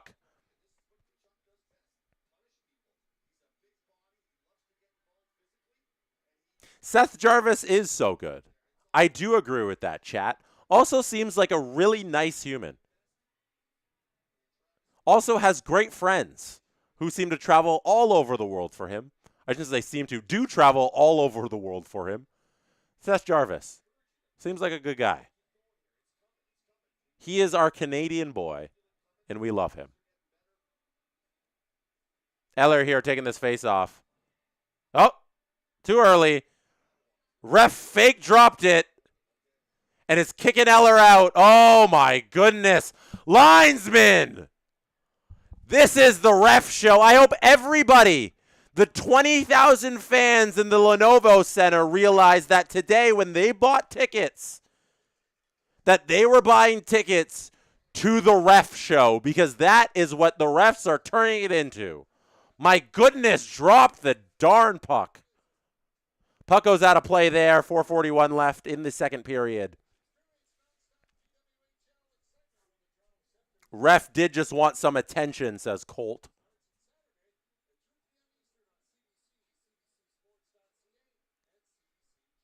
One nothing is a series lead for the Carolina Hurricanes, if you're not aware.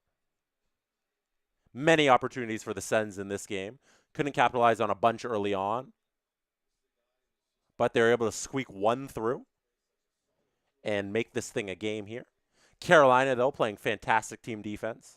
Things have not been easy for the Sens all game long. They have to use all of their will and their might to fight through this Carolina Hurricanes team. But here we are with a very close game. Linus Ullmark has done a fantastic job. Here's a break on Freddie.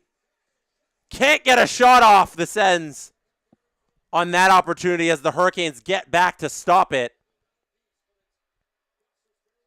Gostisbehere off to Jackson Blake. Back down to Gostisbehere. Up top to Robinson, who fires it wide. Gostisbehere fans on that one. Sens can't take advantage of that opportunity. A bunch of them need a change here. Tired legs out there. Fogle can't do anything on his own as Pinto goes for the change, and Fogel's going to need a change too. Sanderson then now has the puck in his own zone. Ridley Grigg can't feel the pass at the blue line, but the Sens do get it down below. Giroux's tripped on his own. No call there. He trips on his own. Sanderson steals that puck at center ice. There's Dylan Cousins, shot on goal. Dylan Cousins, bad angle goal. Sneaks through Freddie. That's a goal for the Senators. And they are back in it because they have tied this game. Ugly goal. That's how you gotta get it done. In the playoffs, you can't be guaranteed pretty goals. For the Sens, it has been a family affair. We had Sanderson to Batherson, and then at the family barbecue, the cousin, Dylan Cousins, comes through for the Sens with about 3 minutes left in the second period to make this thing a ball game.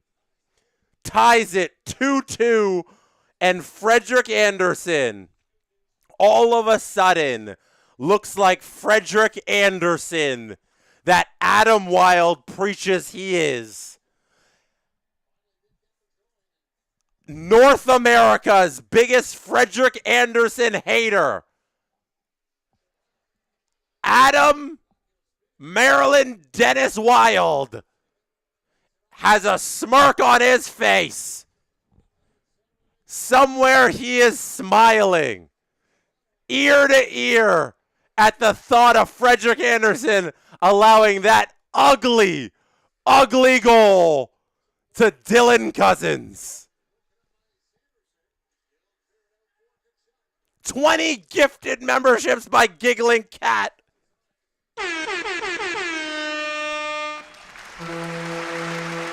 Thank you. Thank you, Giggling Cat. Appreciate those 20 memberships. You also super chatted. Here's a stop by Linus Allmark. You also super chatted. I don't particularly like either team, but this stream is a blast. This game is a blast. The only reason this stream is electric right now is because the two teams on my television screen are making this playoff hockey very exciting. I'm going to mess up this name. Perging Plus? Perging Plus, is that your name? Heard Steve's voice in Pitt second intermission hype video. No way. No way. Justin, note that. Text Steve. See if it made like Twitter or something. We can find that video. We'll play it on the podcast on Wednesday. Thank you for that super chat. Appreciate it. Here we go. 2 minutes left now in this second period. 2-2 is the score on the scoreboard. All of a sudden, Frederik Andersen looks normal, and the Sens have a chance here. Nikishin sends it all the way down the ice. That's going to be icing, right? No! That's going to be a beat-out icing as the Hurricanes get down there, but Allmark decides to cover that puck. And we're going to have a face-off in the Sens zone here once they regroup after that covered puck by Allmark. I got to catch up on the chat here, people.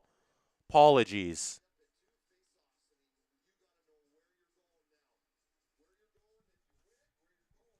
We get an OT tonight? Bobby says, there's the Leaf legend we all know and love. We have seen that goal many of times in Toronto. We have seen Freddie look human many a times in Toronto. And here in a very close game, Dylan Cousins is able to beat him. There's a good play there. Ridley Grigg in the corner now. Sorry, I was saying good play there, but nothing coming as Freddie's able to save that one. Here's Ridley Grigg trying to get this puck over the blue line. Aho's going to get in the middle of that play there. Stop that rush by the Sens. Chatfield has it. Passes it off. to Jacob Slavin, who stands tall behind his net with 1 minute to go in the second period. Looking to break out with the Hurricanes. There's the breakout.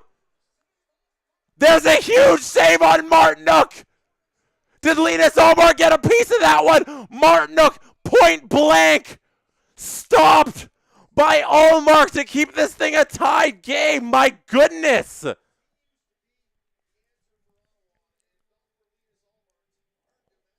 Wow. Oh, that was off the post. Did it hit off his glove, then the post? Oh, yeah, he got a piece of it. He got a piece of it. Martinook had a clear one-timer for a goal. Linus Ullmark slides across. Oh, my goodness. What a save by Ullmark. Ullmark's looked fantastic.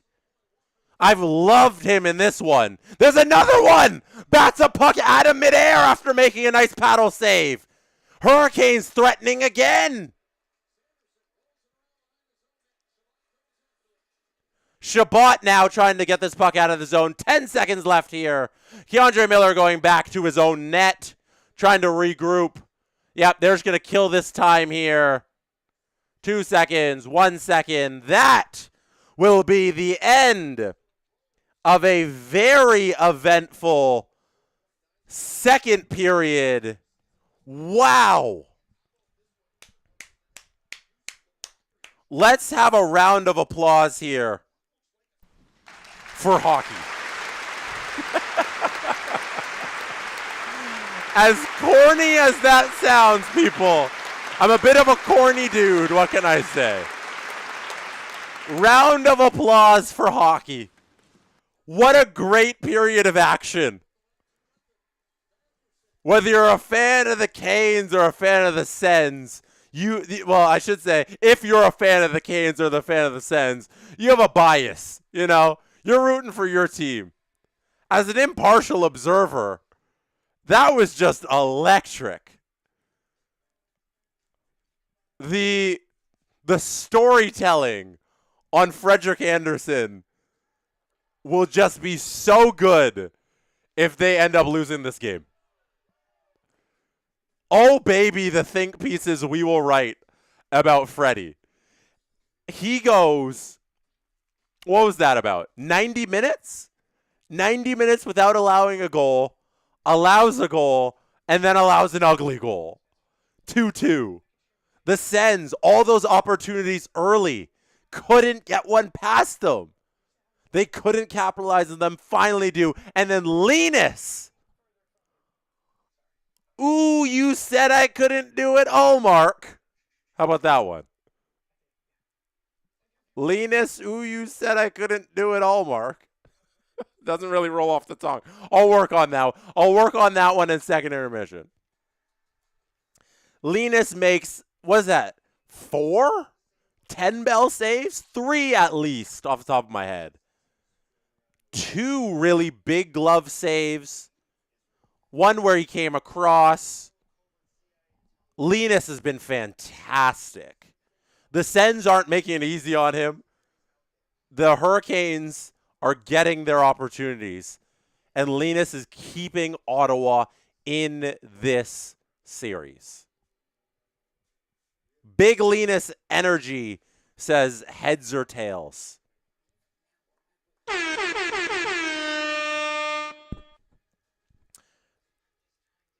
This is a comment from Tim Trutone that says, nightmare on Fred Street. That's good. That's good. I like that. That's good. Nightmare on Fred Street. Ullmark legacy game. Jenny loves the idea that Adam's middle name is Marilyn Dennis. It is. Adam's middle name is Marilyn Dennis. His middle name is Adam. His middle name, like, it's hyphenated. It's not hyphenated. It's not really his middle name. Don't start spreading that rumor. That would be crazy if that caught on and that was actually his middle name. That'd be so weird. Adam Maryland Dennis Wild. That's his actual name. Look it up. All right. What are we doing in this Pittsburgh-Philly game? Everybody pray for me. I am trying to use the Sportsnet app, one of the least functional apps in the history of app stores. If it is capable of changing programs, I will turn on the Pittsburgh-Philly game, and we will watch that a little before we get to our intermission content here, which will be a clip from the CJ show. We're going to play, I think, the first 10 minutes of the CJ show today. We'll play that in intermission here. Better Call All! Oh, my goodness. That's a great nickname. Thea Rose. Oh, my goodness. I might stick with that one. Wow. Well done. If that's an original, you just added something to my vocabulary. Super chats here. Brandon says, did we say Froderick Anderson yet? Froderick Anderson is a good one. We're not there yet. The only true fraud in my heart is Connor Hellebuck, but he broke all fraud rumors by winning the gold medal for Team USA. So I can't really call him a fraud anymore. So whatever. But Froderick Anderson, if Carolina loses the series, maybe we can use that. We can't use that yet. Can't use that. We're a little early on that. Wes Richard, Big Wes, gifting 10 SDP VIP memberships. That gets the dancing squirrel out. That gets the panda. Thank you, Wes. Appreciate it. I have some business to take care of here as the Flyers almost score shorthanded. Great opportunity there for the Flyers shorthanded. But huge save by Stuart Skinner, who has been, I think, pretty good and not the reason that Pittsburgh is losing this series. We have a contest running in the description right now. If you hit the link in the description, you will see that you can win a Carolina Hurricanes Lululemon Fanatics hoodie. You have until the end of the second intermission. So we're in second intermission right now. You have till the puck drop of the third period to enter the contest. Enter it now before time runs out. Other piece of business. Adam Wild is coming up at 10:30 p.m. Eastern to stream the Ducks and the Edmonton Oilers game and that entire series.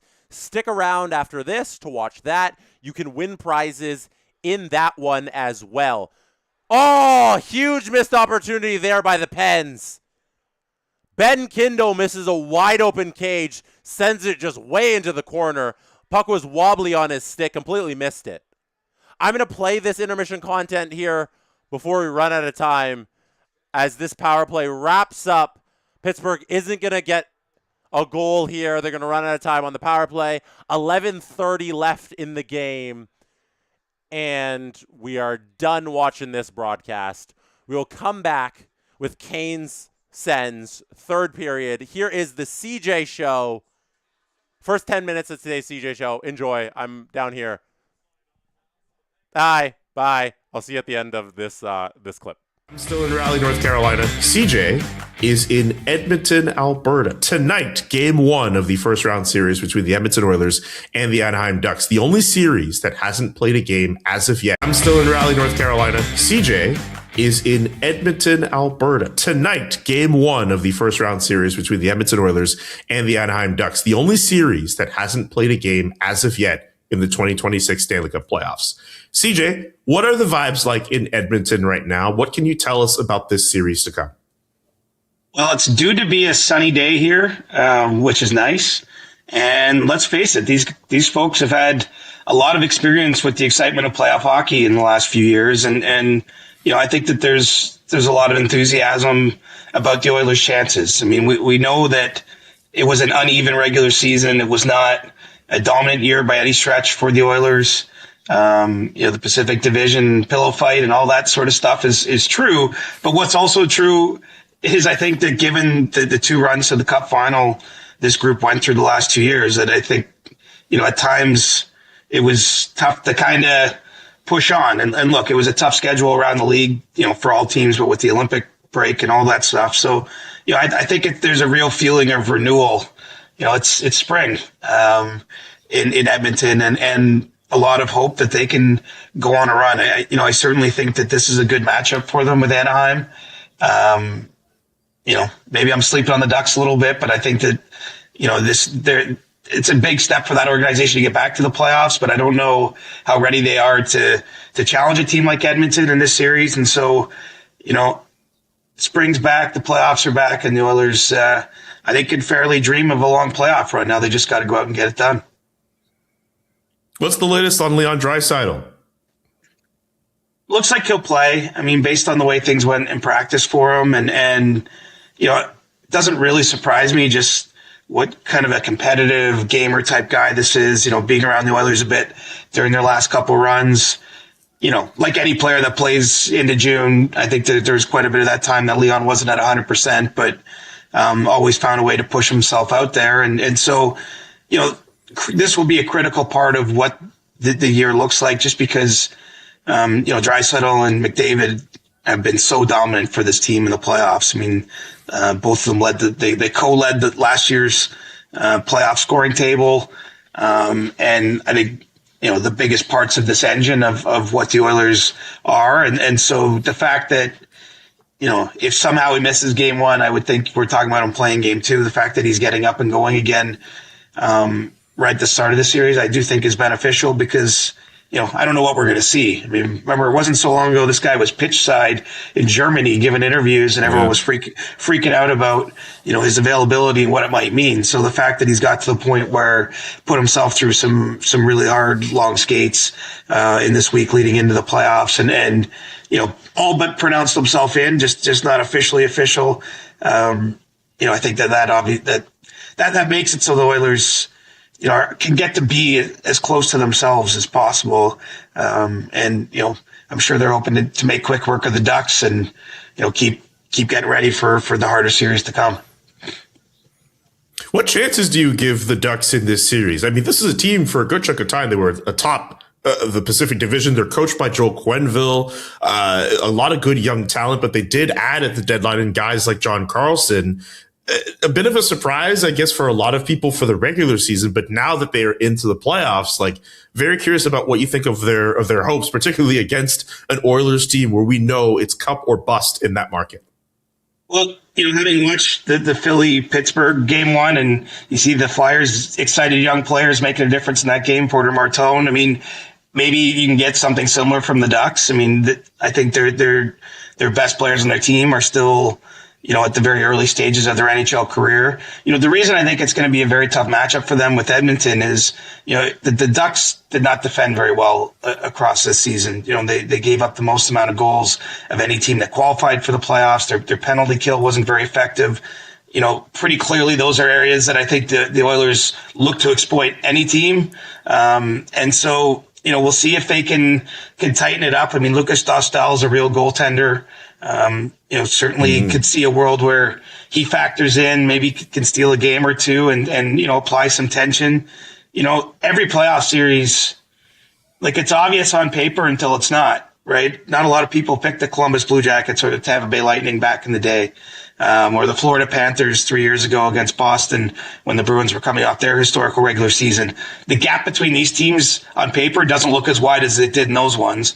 And in those cases, the underdog won. So, I should be careful and not speaking in too many certainties because, the game is played on the ice and in the game of hockey, as we know, some crazy things can happen. But, stylistically, I think this is a challenging matchup for the Ducks. And then just, they have experienced players on the roster, guys like Alex Killorn and Radko Gudas and, Jacob Trouba, Kreider. I mean, lots of players, the older players on this team have been part of, Stanley Cup runs in the past elsewhere. But, the engine of the Ducks is fueled by a group that's being here for the first time. And that that may or may not be a factor. It's certainly one of the things I'm watching in terms of just storylines, narratives, and then obviously in reality when we see game one on Monday night. Oh, I was about to ask with storylines. I mean, goaltending is obviously going to be a big one with the Edmonton Oilers. What do you think about that situation in net? Obviously, they'll be coming in with Connor Ingram and Tristan Jarry as their options. Yeah, I mean, Ingram's going to get the start in game one, and that's pretty amazing. If you remember where his season started, the Utah Mammoth were Bill Armstrong, their GM, gave a press conference saying this guy's no longer with our team. He's going to be put through waivers. He's going to find a home in the AHL, if not in the NHL. Ingram ended up passing through waivers at that time, I think largely due to, he was more than like a league minimum contract, gets traded to Edmonton, starts in Bakersfield. I don't mean to give an annotated history of his year, but it's more to say, a lot of the start of that season didn't predict that a team with, Stanley Cup hopes would be leaning on him in game one of the playoffs. Now, this is I think this is sort of a story or a trend across these playoffs, Julian. Like, there's not a lot of certain situations with goalies, I would call it. I mean, far less than what you think. A lot of the best goalies statistically in the league, their teams miss the playoffs or in reputation anyway. And so, I think given how Edmonton's last few playoff runs played out, where Calvin Pickard and Stuart Skinner both played meaningful amounts of time. Pickard, by the way, was recalled before the playoffs, so the Oilers have 3 goaltending options with Tristan Jarry and Pickard in addition to Ingram. I would suspect if the Oilers end up, playing multiple rounds again, you might see multiple goalies in the net, but it starts with Ingram. It's a pretty feel-good story given some of the challenges that he's dealt with and has been open about. Won a Masterton Award a few years ago, trophy. And, here he is, biggest start of his life. I don't think there's any way around that. And hard to know how it's going to go, how he's going to react. But, he certainly played very well down the stretch. And by the time it got to the start of the playoffs, there wasn't really much of a choice for Chris Knobloch. It was pretty obvious that Ingram was the guy to go with. And, but as we know in playoffs, sometimes, all you need is one or 2 days and that outlook could change. But, it starts with him and, he's obviously looking to put a good foot forward. By the way, we went through a whole Oilers conversation, and I don't know if I asked a specific question about number 97. How's he feeling ahead of another playoff run with the Oilers? Dialed in, focused, excited. Put him at the top of the list when you talk about players that, they're living for this time of year. It's no secret how much he's thirsting to win something. He's conveyed that in interviews across a number of seasons. We saw him after the Game 7 loss, the emotions 2 years ago and against the Florida Panthers. Unfortunately, the Olympics for Connor. I mean, he's the best player in the world. Feels like his time to win something, and he's had some close calls, some heartbreaks that I think have only added a little fuel to the fire. By no means am I suggesting he mailed in the regular season. He finished off with the most points in the league. Got a Hart Trophy vote from me, and I'm sure I'm not alone. So, he's had a great year, but it's all about, starting this game one of the playoffs for the Oilers and what they can hope to accomplish over the next 20 plus games if they can get back to a cup final and actually win one. So, I thought it was interesting. In his interview on Sunday, he mentioned just kind of snuck it into an answer. He said, it feels like it's anyone's year. And I do think that's true. It's the sort of the hierarchy of the league feels a little less certain. Obviously, Colorado is the favorite in a lot of places with the regular season they had. They ran out ahead of everyone and, won the President's Trophy.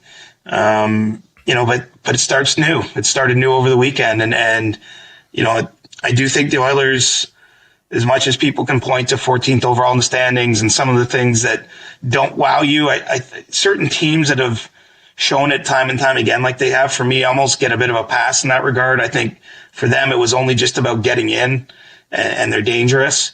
And so number 97, I mean, he started his year giving Edmonton a pretty sweetheart, team-friendly 2-year contract extension that was done with the idea of really creating a window where he hopes to win a Stanley Cup here and sort of fulfill what he sees as his destiny, his purpose.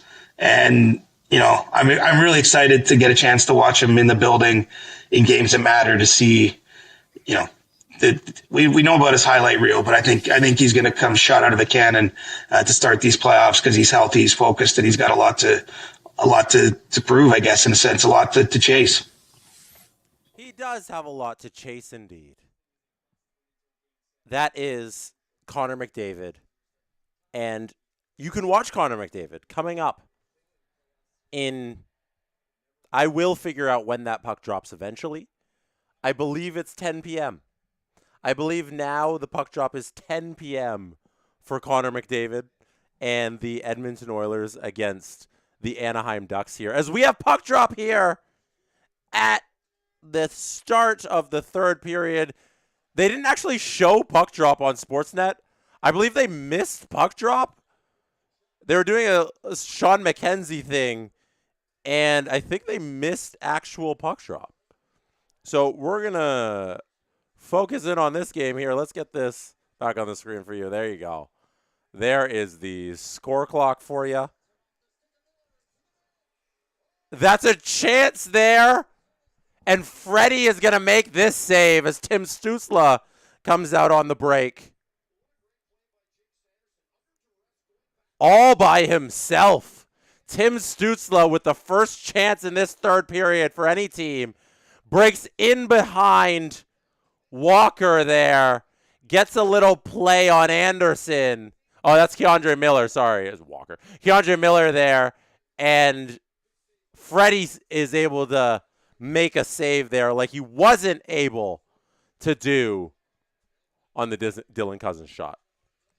We are back, people. Third period, game on the line. Sorry, I'm trying to adjust my hat, get it all comfy here. There we go. 1 minute gone in the third period. Someone requested DOS. I will bring out a DOS to get us pumped here. That is the Dancing Animal Squad. The Panda has been making a lot of appearances. So why don't we let the sheep, the frame rate drop in sheep, do a little jig there. Yep. Where's the chicken? There's the chicken doing a two-step. There's a chicken with a two-step.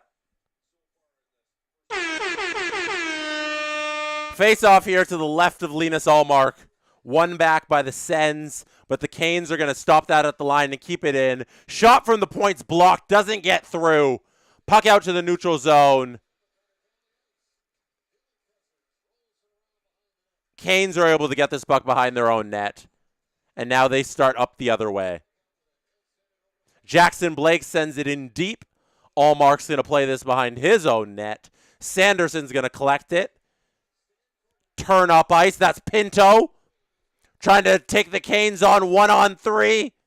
Montempallo to the corner. Won't win that puck battle, but Warren Fogle does.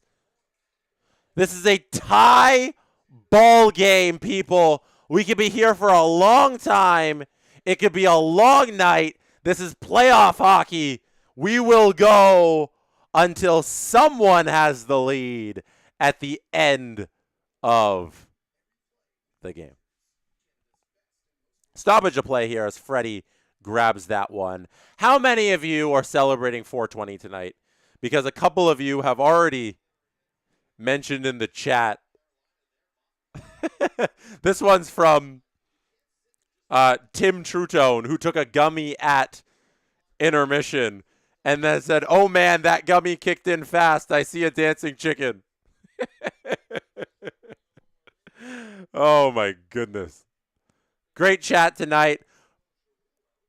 Well, it's the ref show once again, and Claude Giroux is giving Stripes a piece of his mind because 60 in the Zebras has kicked out 2 players now out of this dot.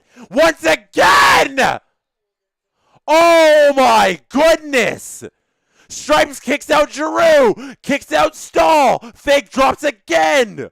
Oh my goodness, drop the puck! Finally, the puck is dropped. Canes win it. Slavin sends it down the ice. Wow, that was ugly from the Zebra. We are not here to see you, 60. Martinook keeps the puck in the zone. Martinook with a chance in front. Gets high sticked in the face, but I think ref's not calling that one. Martinook held his face there. No call. I think he's saying he was held or something. No, I don't know why he didn't call that one. Martinook definitely got hit in the face. Now there's a fisticuff behind the play. No call there as well as two players are tangled up behind the Sens net. And the puck is now regrouped right there for a breakout. That's going to be ice down the... Nope, it's going to hit the goalie. So no icing. Freddie springs Carrier. Carrier can't beat Montempallo, who's playing great defense. Good stuff there. Gostisbehere, Werenski with the puck. Feeds it around. Carrier eventually gets it. Throws a soft one on Allmark. Allmark saves it. Another soft one on the point goes wide. Gostisbehere's got the puck again. Norris Gostisbehere. Norris Bear. There we go. Gosta Norris Bear. The Hurricanes don't keep that puck in. And Sens have it now. As Aho pressures the puck. Sens got to get rid of it quickly here. Tim Stützle now, as he likes to do, one-on-one. Stützle shot on Freddie. Freddie saves that one. Nice little rush there by Stützle. Allmark OT winner is what we got to call. Bobby, yes, I am also rooting for the Allmark OT winner, sorry. Kachuk backhands one at Freddie. Freddie makes a nice save off of that quick one. It was a little tricky shot there by Kachuk. Smart's thinking there, just throwing something on net. Chabot here with the puck. Puck is dumped in by the Senators. They don't maintain possession, however, and it's sent in offside. Oh, I can't. No, hold on. Uh-oh. The clock's got to stop.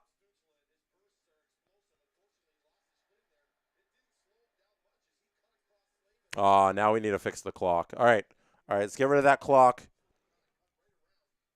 We have a clock error, people. 15:32 is what's on my television screen here.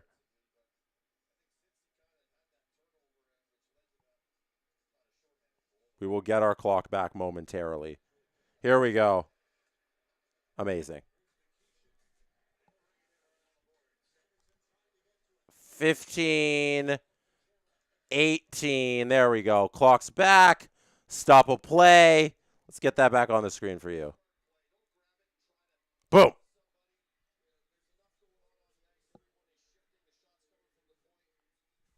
Shot counter. 29 shots on goal for the Hurricanes. 19 shots on goal for the Ottawa Senators. Giggling Cat says, we already called it. Allmark needs to step up his offense. He needs the empty net GWG. I would love to see a playoff goalie goal. Allmark's the kind of goalie who would have the balls to go for it, too. Sorry, use better language than that. The cojones to go for that one. Saved by Anderson there. That's going to be icing on Carolina there. 14:52 there at the time of the icing.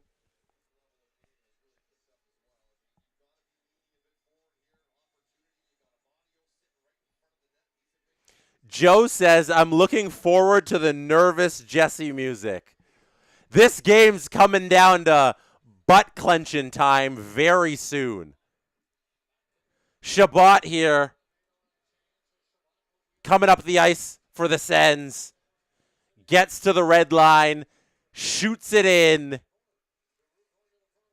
Giroux trying to tip in front of the net. It tips right over Freddie's head. Goes over the top of the net. Giroux with a nifty play, but it's just a little too high, and it's over the crossbar. If that's a little lower, that's right over Freddie's head and into the back of the net.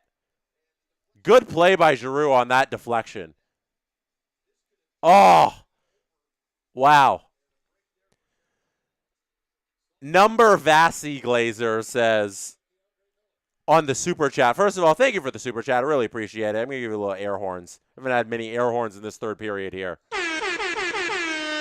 As this puck is shot out of play. Another stoppage. A lot of stop and start hockey. Not a lot of time without a whistle here. A lot of whistles in this third period.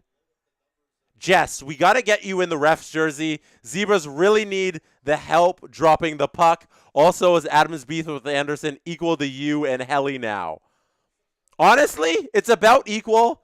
I'm going to wear the ref jersey for Game 3 back in Ottawa on Thursday. I'll throw back on the ref jersey because it has been the ref show today. So I think the ref jersey is appropriate. Number 1, Vassy Glazer. I will throw that back on for you next game.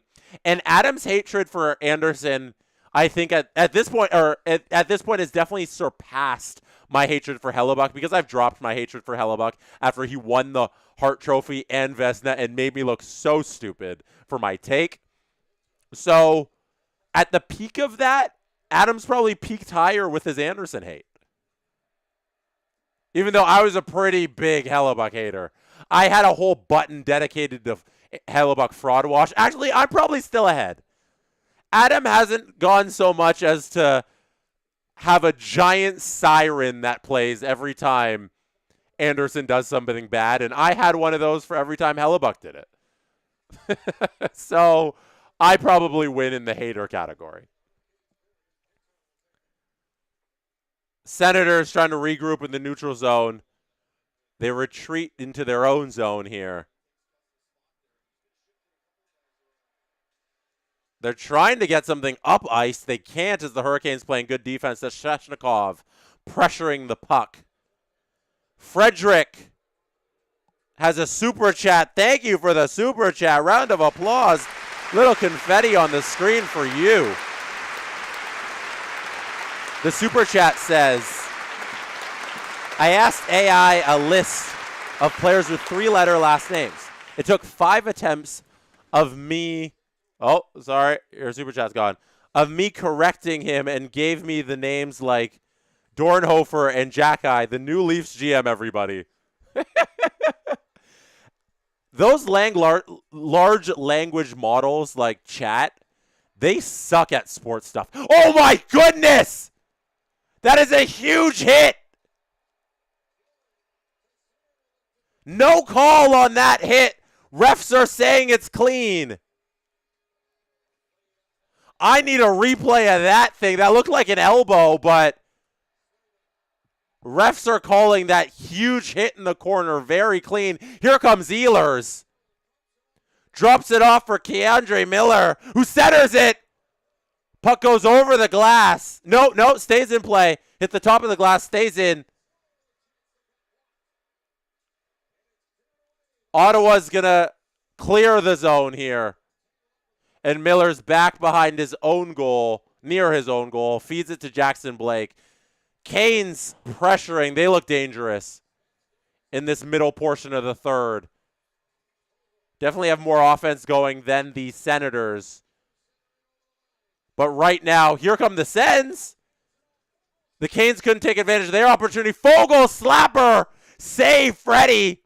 That's going to be icing. And we're going to have a face-off all the way back at the other end of the ice. Let me see this hit, people. Martinook on Dylan Cousins. Oh, my. Martinook, clean hit. Shoulder on shoulder, body on body. Martinook runs over Dylan Cousins. Great hit. Thank you for the super chat again, Frederick Baum. I hope the Leafs don't trust open source large language models with their GMing. I hope they have proprietary stuff. Here's a play for the Sens in tight. They can't get anything going there. The Sens now with a couple chances to break this tie game as we head to a commercial break. This time it was Tim Stützle right in close to Freddie, tries to go over his right shoulder, sends it high over the crossbar and into the netting, and that is why we are at a commercial break. Raptors are cooked, says SLS. Might be over in 4. I've been on the Raptors are cooked train for so long. Justin, when you have the winner. Oh, you do have the winner. All right. Now that we have our commercial break here, I can announce the winner of our Lululemon Fanatics Carolina Hurricanes hoodie. Those of you who got your entries in on time, which was before the puck drop of the third period, entered this contest. Those of you in Canada, excluding Quebec, were eligible to win this contest. We have contests and prizing for every single round 1 stream. Our next round 1 stream is coming up tonight for puck drop of the Oilers and Ducks game. Adam Wilde is going to be on the mic for that one. He will have a prize, but it is about our prize right now. And our prize right now, the Lululemon Fanatics hoodie that says Hurricanes across the front, is going to Sarah Morrison. Congratulations, Sarah. You will be receiving that hoodie in the mail in the next few business days. Congratulations. You are our winner for today. Those of you who did not win, oh, where's the confetti? Confetti, please. There it is. Confetti, there you are. Thank you for showing up, confetti, and doing your job. Those of you who did not win, enter tonight with Adam Wilde if you want another chance to win a prize. Puck has been dropped. 10:38 left in the third period. This is where heroes are made in crunch time. Sends with the puck behind the Hurricanes net. Ehlers is going to come away with it, though, and work his way across center ice with speed. There's a pass to Stahl. Stahl cannot hit the net on his shot. It's deflected wide. Canes, though, still with the puck. That one's blocked by Grigg. Comes the other way for the Sens. Great block there by Walker, who got down in front. Sorry, I keep calling Keandre Miller Walker there. Keandre Miller with the block in front. Beautiful stuff. Snow on his jersey from pressing L1 and R1 and blocking that puck. Jackson Blake here on his own. Backhand chance on Allmark is stopped. Blake can't do anything else with it as the Sens come away with the puck. And they're going to have a second here to change and regroup. Fogle here sends it back to the D. Sens go back behind their own net. Shabbat to Tim Stützle. Stützle trying to do this by himself. Open up this game. Slavin is in the way, though. Makes a nice play, but the puck pops out in front. Nothing doing there as it sneaks out of the zone. Stützle with a shot. Good save by Freddie. Blocker stop. Freddie's been on his game besides from that bad Cousins goal. Delayed offside for the Canes, but Sens pick it up. Go the other way. Nothing doing. They got to regroup in their own zone. Round the boards, up to center ice. Sens make a full change there. Shabbat with the puck. Trying to do something from the back end. Gets stopped, though. Carrier loses the puck. Shabbat takes it off of him. This is tight hockey. No one's able to get through here. We just got a lot of loose pucks, a lot of soft shots, a lot of pucks running around from stick to stick, but not a lot of action towards the nets in high danger areas. Interesting stat flashed on the screen here. Shots 8-3 for the Senators this period. Shot attempts in this game 61-57 in favor of the Carolina Hurricanes, but a 4-shot difference between the Canes and any opponent is a loss for the Canes. That's not Carolina Hurricanes hockey. Here's a play by the Sens. Greg feeds it out front. Giroux can't finish it. Great chance there. Canes make it difficult as they have been doing all series long, though. Now we have some action. After many minutes in this period of stop and start hockey, we finally got some stuff going on here. Back and forth, up and down. But both teams doing a good job preventing each other from getting any real high danger chance. Just a lot of up and down. But the up and down is fun and the up and down is good. Here's a shot from distance by Slavin that once again cannot find its way to some netting. It's stopped in front. Slavin flips it up to center ice to avoid some danger there in the other end. Montempallo can't feed it up the boards, and Aho now has it. Keandre Miller throws it. It's blocked again. Both teams expert jobs blocking these pucks. Sens doing a good job this period, hanging tight with the Hurricanes. This has looked like an even matchup. No matter how these teams have come into this period, right now this is a 50-50 ball game. Nobody, in my eyes, right now has the advantage. Somebody's going to make a mistake here and break through. Whether it's in this period, whether it's overtime, who knows? But I can't say anybody's got the ice on tilt. We're all level on the seesaw. Puck battle in the corner, won by the Sens. They're going to get it to the blue line, send it back behind their own net. The Hurricanes net, but they can't do anything with that. As that's Carrier coming away with it, entering the zone. Feeds it behind the Sens net.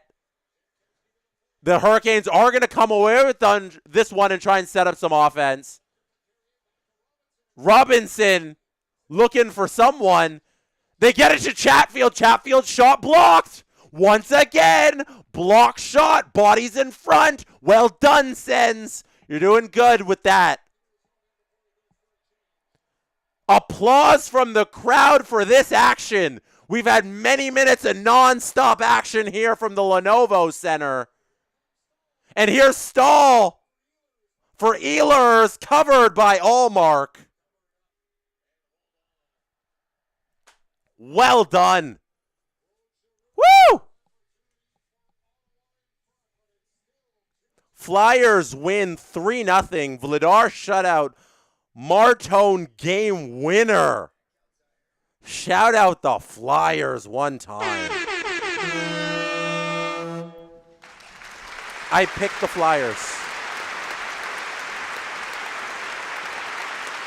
I picked the Flyers in my bracket.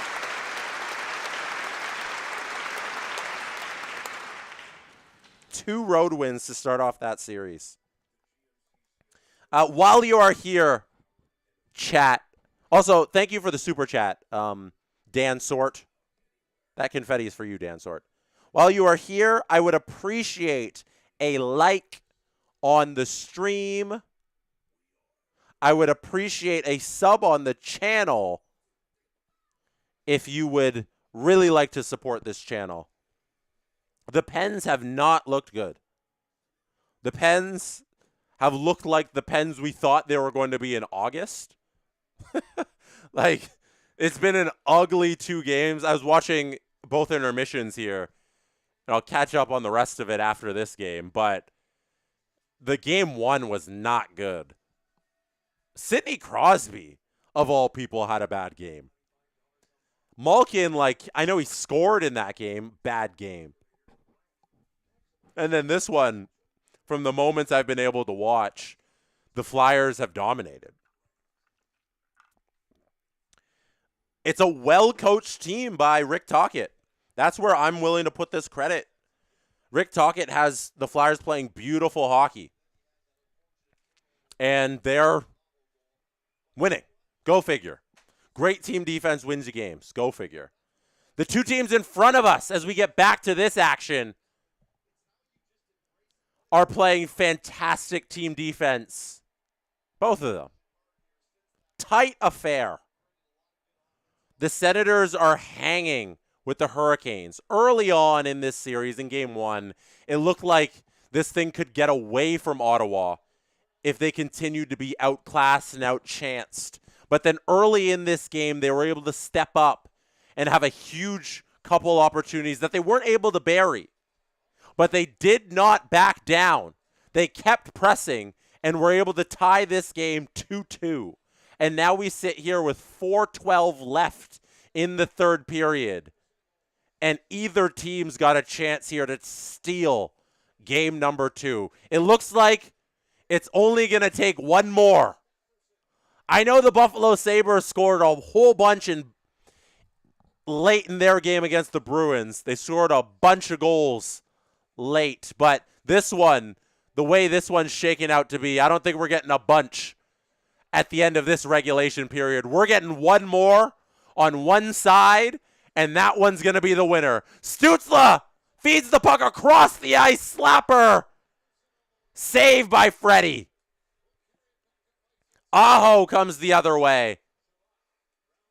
Can't do anything there. Shabbat's in the way. Doing good stuff. Stützle back behind his own net, trying to drop Jarvis, who's a pest on him there. Here comes Ehlers, though. Puck's turning the other side. Stahl takes that puck from Ehlers, wires one. Linus Ullmark makes that save. My apologies. Lolmark. How many different names can we give him? Puck's in the corner here, trying to be fished out by either team. Sens are going to come away with it. Ridley Grigg is going to dump this puck and go for a change. Give it back to Carolina to start their offense. Gostis Norris Bear is going to send this puck all the way down the ice. No icing there. It was tipped in the neutral zone. Crowd doesn't like a collision that happened away from the puck. I see the Lenovo Center calling for something. They're not happy with it. They're chanting, "Refs, you suck," in Carolina for that non-call. Ottawa, though, threatening, trying to throw a puck to the slot. Nobody home in the slot. That's going to be an opportunity for Taylor Hall to turn up. He goes for a change, though, as nothing doing on that charge by Carolina. Sens now got the puck, and they are going for a change. 90 seconds left in regulation. Sheshnikov challenges the puck carrier behind the net. Freddie comes out to play this one that was sent down into their zone. Is able to play it well. He's able to start the offense for the Hurricanes. Oh! Puck on his stick! Oh, it falls off his stick as Montempallo makes a nice defensive play. And the pressure is done there on that little drive by the Hurricanes. Freddie sends the puck all the way down the ice, and he does not hit anybody, and Frederick Anderson ices the puck with 1 minute to go. Is that going to come back and bite the Hurricanes? Because we have a face-off to the left of Freddie. 60 in stripes, fake drops it. Because this is about him. He's been doing it all night. Two fake drops. And now finally he drops the puck. The Senators are going to come away with this. Remember, this offensive chance started because Freddie iced it. Dylan Cousin throws it out front. Nobody's there. Sens maintain possession, though. Claude Giroux cannot come away with it, and there is Aho relieving the pressure off of the Hurricanes, getting the puck out and down the ice. Woo! Keandre Miller now. Sending it back quickly to Ehlers after retreating. Ehlers, nice dangle. Ehlers can't find anybody. There he is. He finds Stoll. Stoll shot save. Allmark. Oh my goodness, Allmark. With 15 seconds left. What a save.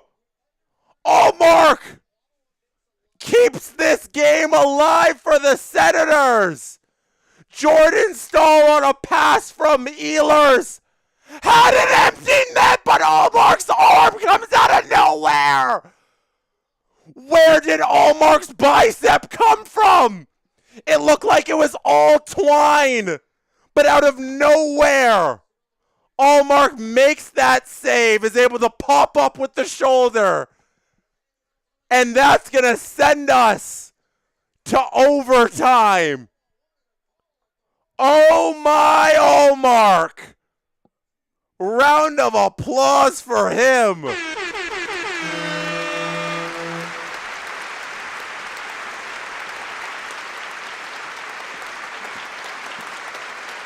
Oh my Allmark. Wow. We got OT hockey, people.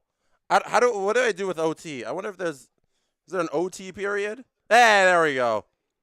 There's an OT period on our score. Thank goodness. Thank goodness we got an OT graphic there. I don't know what we were going to do if that thing didn't say OT. I would just hit first period again. While you're here, hit like on this stream. Crab people. This is our second overtime stream. Montreal-Tampa went to overtime. And now we have a little Canes-Sens overtime. Good times. Okay. Let us, first of all,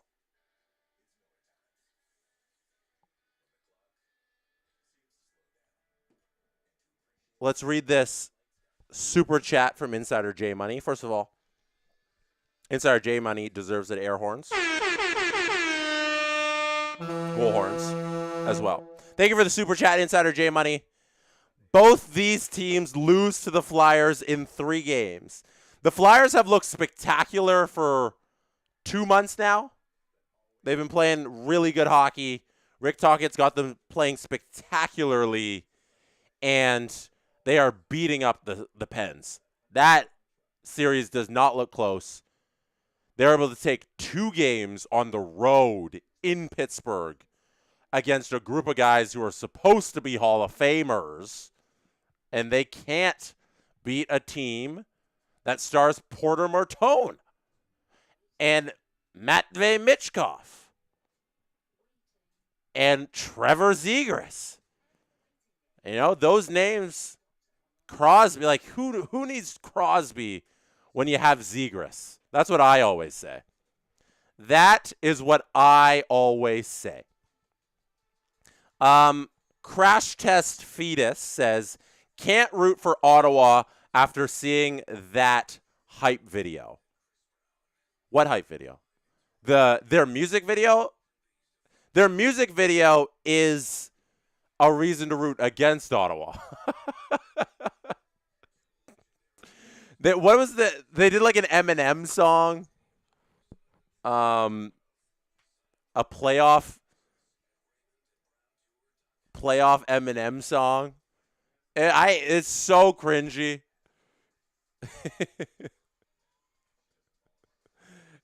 So cringy. Okay. Hello, I'm Sean. Says, do you plan on doing another Be a GM playthrough? I don't know. I haven't played the most recent NHL game, so I don't know. I'd have to fire it up and see if I enjoy playing Be a GM in the new NHL game. We'll see once my streams are done for these playoffs, because I'm also doing Blue Jays streams, and I'm doing this series, and then round 2, I'm probably going to keep doing Sens or Canes, depending on how the bracket fares. We'll see how that thing goes. So I'm not going to do the watch-alongs plus the Blue Jays watch-alongs plus the GM mode. So it'd have to be like Stanley Cup final or maybe conference final or something if I were to do those. But stay tuned. Maybe summer content. Maybe like August we do Be a GM mode, or July or something like that. It's not out of the cards, is all I'm saying. Okay, what should we play here? I wonder if we could do the Ducks and maybe we do the Ducks and Oilers preview. We can play that one, I believe. I don't know if I have that queued up for all of you. We could just keep going. I could just keep chatting with all of you through OT. Give me your OT winner picks. Nothing in the chat. You're not going to win anything except for bragging rights. But if you want to give me your OT winner picks, I'll read them off while I look and see if we have OT intermission content. Because honestly, I don't have anything queued up for you and ready to go for OT. So I'm looking to see if we actually had anything. But if we don't, we'll just chat. Yeah, I got Sens Hurricanes here. Ooh, we could play this. This is a good one. All right, I think we just chat through this. I think we just chat. Oh, you know what we could do? Let's just play the other game. What am I doing? We're playing Dallas, Minnesota. That's what we're doing during OT intermission. Excuse me, people. Excuse me for being late to the party. Me sitting here figuring out what I can play. Brock Faber just scored a goal. Okay, funniest answer wins. Who is your pick for the OT goal? Frederick Anderson, OT winner, just despite Adam Wild. Kachuk's dad. Own goal. It's the only thing to stop this insanity. Sway says, yeah, bro, there's 2 other games. Hey, somebody in the chat should have told me earlier. Nick Cousins. Faber did tie it. Yeah, it's 4-on-4 right now. Dallas, Minnesota. Quinn Hughes gains the zone. Lundqvist is playing him hard. Jared Spurgeon. You know what I've never talked about? Because I don't think anybody else cares. But is anybody else intrigued by the lower camera angle that Dallas has? Oh my goodness! Jake Ottinger! With a 10-bell Linus Allmark-like save. Because that's the bar of making great saves. Jake Ottinger flashing the glove here. 1-1 is the score in the Wild Stars game. They're showing the replay here of the Faber goal. Beautiful goal by Faber. Quinn Hughes making a spectacular offensive play as he always does. But Jake Ottinger there to stop the one-handed backhander that Quinn Hughes got started there. So game remains 1-1, 4-on-4 action on the screen. Hellebuck scores. Bussey and Daniel Alfredson. The ref who keeps fake dropping the puck gets the game-winning goal. That's number 60 in stripes. I've noted his number. He is a disgrace to this game. Kane Stahl sends Sanderson is the call by Denise. I think Denise has got it. Jordan Stahl feels like he could get an OT winner tonight. 60 in black and white says D's nuts 69. Brady scores on his own net to end the game. That guy with the big X is going to win. I got to keep an eye on intermission here for the Senators and Canes, just in case we don't miss it. All right, there's about seems like 7 minutes left on the intermission clock for when that game's going to return from their break. Yeah, NHL says 8:04. So we got a little bit of time here to continue watching Minnesota-Dallas. If you're looking for a glass of water, now's the time to get it. If you need a bathroom break, now's the time to use the facilities. A 10-22 puck drop for the Ducks Oilers game. See, Justin? I was closer than you thought. First I said 9:50. Then I said 10 o'clock. Then I said 10:30. I was only 8 minutes off with my final guess. 10-22 puck drops coming up with that Oilers and Ducks game. But we are here watching the Stars and Wild as we wait for overtime to begin. Oh, no, that's a huge hit by Colin Blackwell. That's going to be an injury as Trennan is down on the ice and holding his head. Foligno gets in there to have a conversation with Blackwell. Shout out the Bear Forest, who says, happy Flyers fan over here. You should be happy. Flyers look amazing. Trennan looks like he's done. No. That is ugly stuff by Blackwell. Head hunting.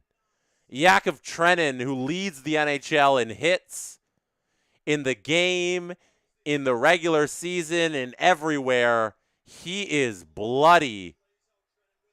Oh.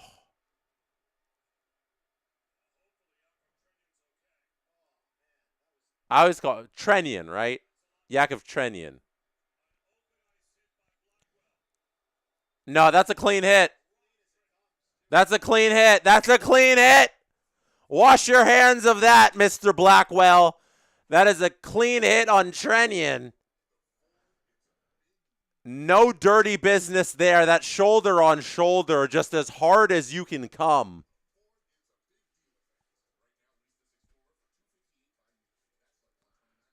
Kotkaniemi, says Matt.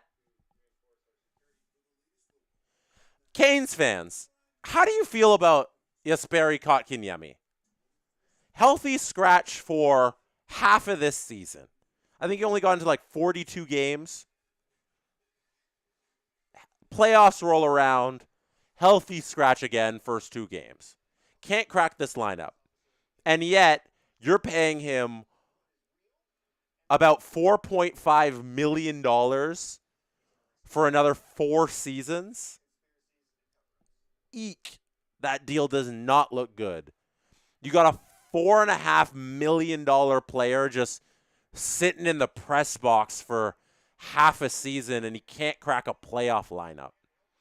Like, of all of the promise that was there when they originally did that deal and there was all the hoopla around it, it's turned out real ugly.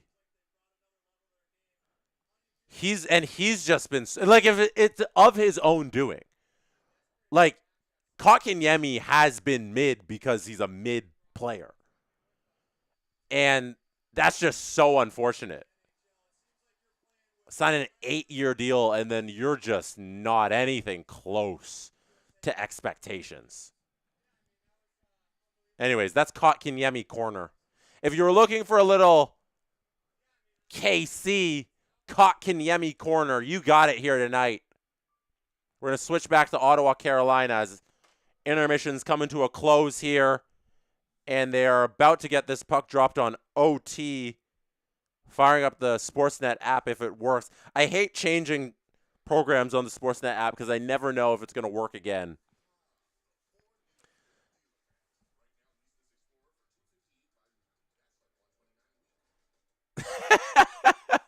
Number one Vasilevsky Glazer, number one Vasi Glazer says, upside, he's one big bench warmer. You guys got a really warm bench up there. Because Kotkaniemi's doing a great job with it. And, like, this isn't just, like, you have such a great team. Like, you don't need him. He's just a spare part that you have in break in case of emergency 42 times a year. Like, your lineup's so good without him. This isn't a knock on the Canes at all. It's more of a knock on Kotkaniemi not living up to expectations himself. So, okay. Oh, I'll answer this question. I'll bring up the scoreboard, answer this question, and then we will get to overtime. This said, sorry, dumb question. What is the K jersey behind me? That is the Kingston Frontenacs. Kingston Frontenacs, we've done a couple live shows there. They are an OHL team. OHL. We've done a couple live shows in Kingston. They always support us, so I support them. That's why I got the Frontenacs jersey up there. Kingston, Ontario. Lovely place. Overtime has begun. Only in the Stanley Cup Playoffs do you get 5-on-5. Winner take all. We don't go home until someone puts it in the back of the net. Overtime. And ladies and gentlemen in the chat, oh baby, am I excited for my first OT of these playoffs. Whether we are here for 1 minute, 10 minutes, 10 hours, I don't care.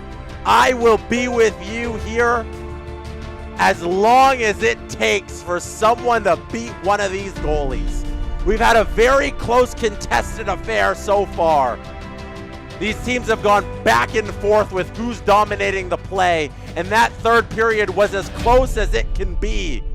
Will that continue in this overtime period as Jordan Stahl goes behind his own net, passes it off to Jalen Chatfield, who looks up ice and looks for the Hurricanes to set it up here 1 minute in to overtime. Next goal wins, people. It does not get better than this. Slavin now doing the work of getting the offense going for the Hurricanes. Finds a man breaking up the ice. That's a misplay. And Stützle's going to steal that puck and turn the other way. He's got to go off for a change there. Nothing doing. And nothing's going to happen as the Hurricanes take over that puck and they send it down the ice. And the Senators are going to get it. That's Shane Pinto. They successfully enter the zone. Shane Pinto's got a shot. Shoots it wide. Pinto with the first big opportunity of OT. Fogle here working with two Canes to his back. Shane Pinto now, another Cane on his back. Fires it to the point. Shot from the point goes off the crossbar. Oh my goodness. In inches away from this game being over. Shot from the point goes off the crossbar. Beat Freddie clean, but did not beat the iron.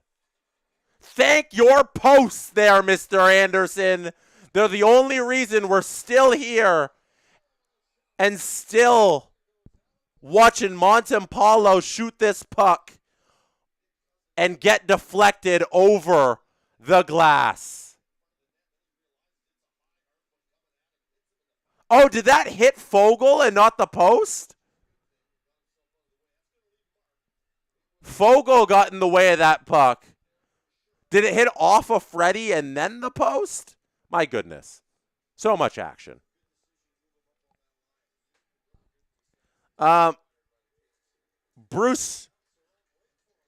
Brucerier says Senators get rocked like a hurricane. Rock you like a hurricane. That's a good line. Fantastic line. Thank you for the super chat.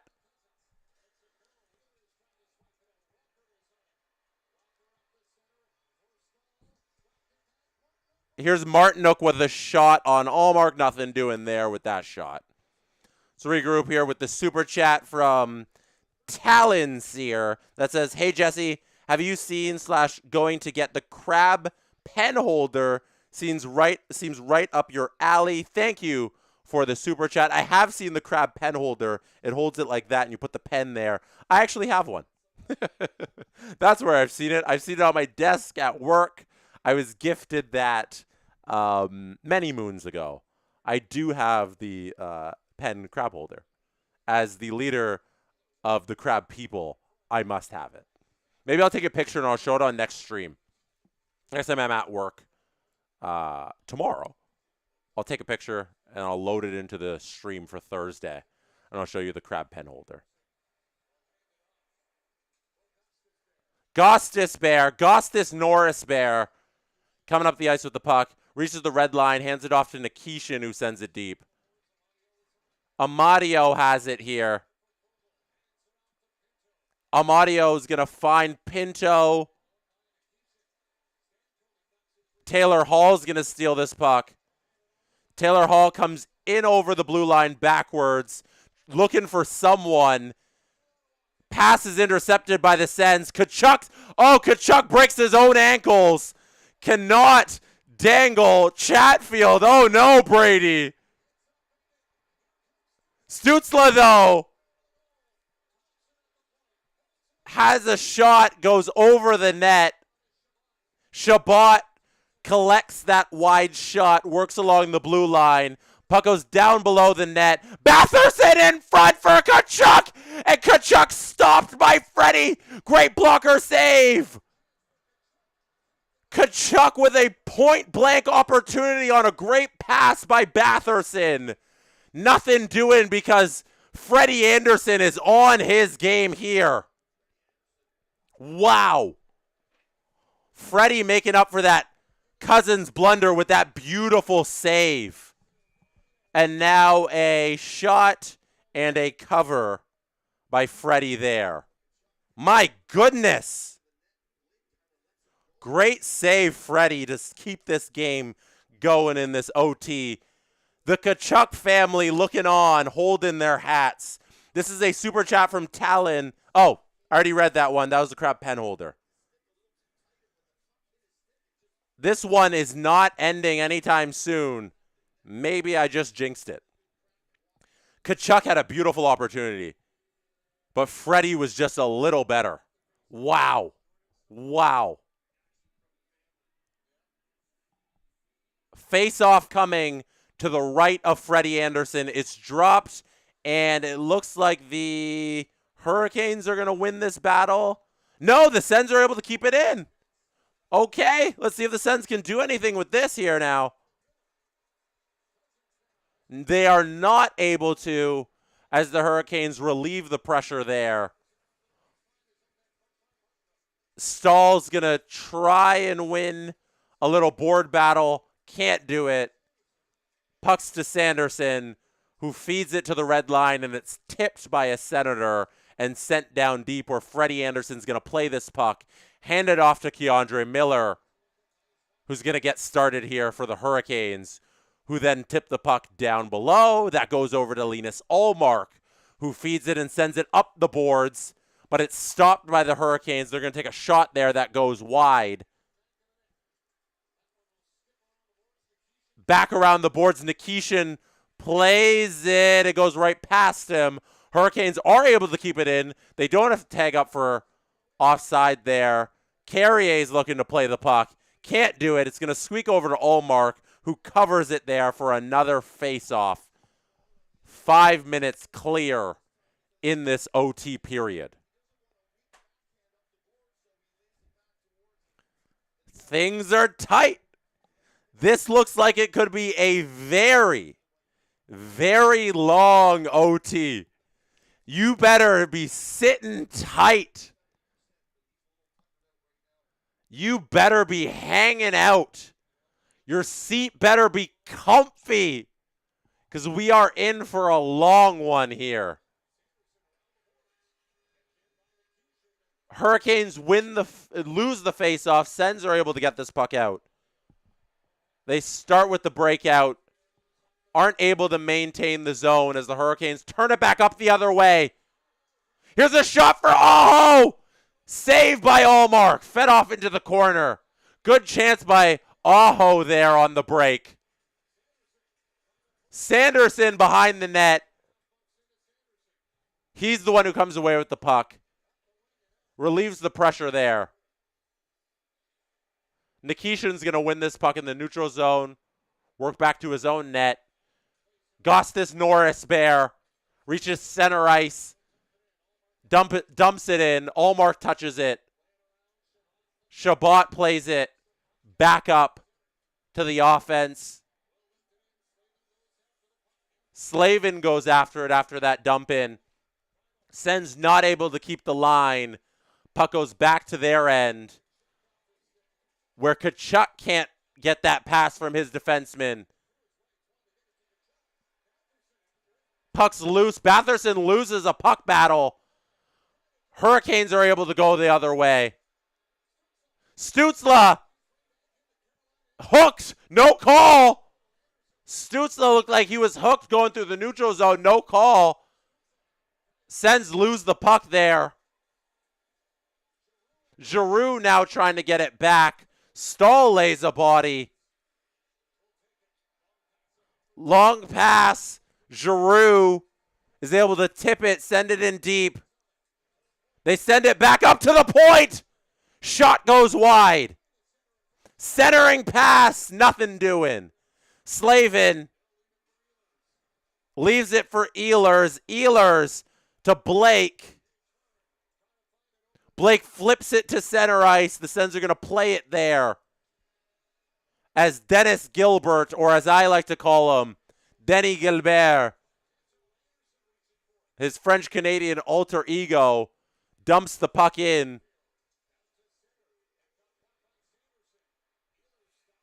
Ehlers retrieves the puck at center ice and passes it back to Jacob. I play great D. Slavin.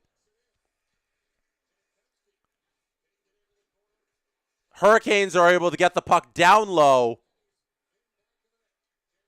They win a puck battle. That's Carrier along the boards, working. Sanderson, couple checks to his back, but Carrier keeps that puck. There's a shot on Ullmark. Juicy rebound, but nobody out front for the Hurricanes to hit that one home. Little bit of pressure here by the Hurricanes. They've spent over 30 seconds in the zone. Amadio trying to relieve the pressure for the Sens. He's able to get it over to his defenseman, who flips it out to center ice. Hurricanes don't spend long out of the zone, though, as Aho coming in with speed. We know how fast Aho can be. Dodges a check. Giroux slapper! Nothing doing with the Giroux slapper. Carolina, though, all of the pressure there on that shift.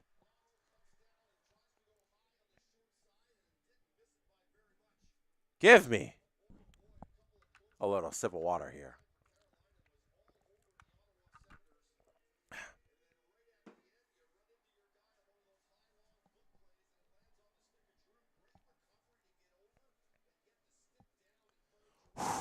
almost halfway through this first overtime period. I say this first overtime period because it feels like it's a long night. It feels like it's a really long night here.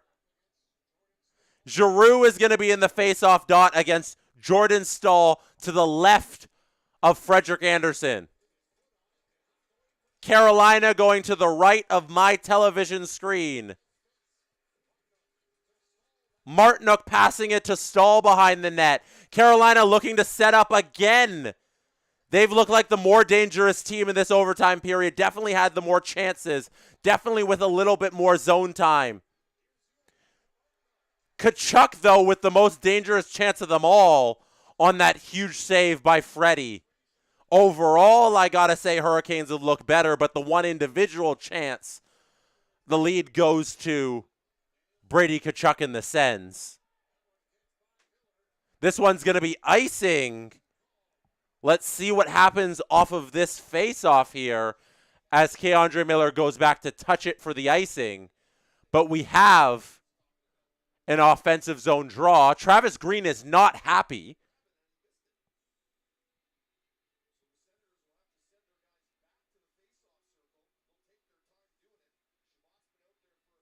Travis Green is not happy about that icing call. Grig's been out there for a little bit. Batherson's been out there for a little bit. Shabbat's been out there for a little bit. Fresh body for the Canes. Are they? Oh, they're calling a timeout. No way. No. That can't be the rule. That can't be the rule. So halfway through every overtime period, they scrape the ice. They do an ice scrape. They do everything. Are they allowed to do it on an icing? The whole point of icing is that you get an advantage and the other team is tired. That's the reason they don't take TV timeouts during icings. If it's an icing, we can't go to TV timeout. It's got to be in a stoppage to play that's not an icing. How can they scrape the ice past the 10-minute mark at an icing? Does this not count? Does this not count as a point when you can't take a timeout? It's supposed to be advantage Canes. Why is that the rule? NHL, fix your rule book. What are you talking about? You can take a pause at an icing. It should just be like a TV timeout where you got to wait till there's a moment where there's not an advantage moment for one of the teams. There's not a moment that's an icing where one team's supposed to have an advantage. What a horrible rule. What a garbage rule. Unless it shouldn't have been an icing. Unless it shouldn't have been an icing.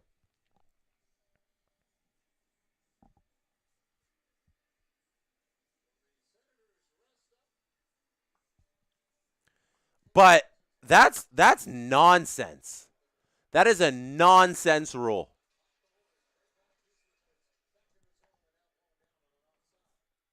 Offside at the line. Anaheim just scored. So Nicholas says scraping is after whistle past 10 minutes any way possible. Garbage. That's stupid. They don't take TV timeouts anytime possible when they're at the times they're supposed to take TV timeouts. It should be the same thing. All right. Action's back. Sens have a chance here. 2 block shots by the Canes. Huge blocks. You can't score if you can't get the puck to the net. And the Canes are doing a great job preventing the Senators from getting anything at Freddie. Beautiful, beautiful block shots there by the Carolina Hurricanes. Jalen Chatfield passing it to Taylor Hall, who gets stripped there by Warren Fogle, who now has the puck behind the Hurricanes net. He's looking for a teammate, doesn't get the puck to anyone, and the puck's going to squirt down the other end of the ice as the Hurricanes touch it and send it down. This is going to be an icing on the Hurricanes now. Advantage Sens on an icing. Hey, the Hurricanes just iced the puck. Why don't we take 5 minutes and scrape the ice? My goodness. Fix your rules, NHL. Sens win the faceoff. Sanderson slapper from the point. Rebound. Eller can't do anything with it. Eller couldn't do anything with that Sanderson shot from the point that went off the boards. Or actually, it was off Freddie. Nice save there by Freddie. Off his blocker. That puck was going towards the net. Freddie made a save. Puck bounces off the end boards. Eller's not able to bang home that rebound. And thankfully, Freddie's making a nice play on that one.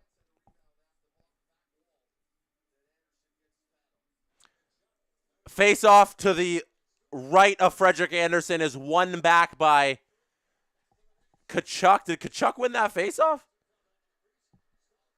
Won back by the Sens. Why would Tkachuk be in the face off circle?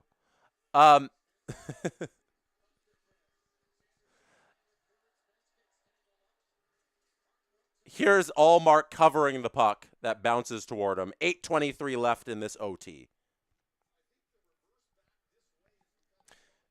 Justin Fisher on the SDPN chat says, Zamboni going to finish this game with the highest time on ice. Yeah, no, keep running out the Zambonis. They should do it now. Keep running out the Zambonis. This is the Zamboni and Ref show. That is what we are tuning in tonight to watch. Montempallo directing traffic here as they set up for the defensive zone draw for the Sens.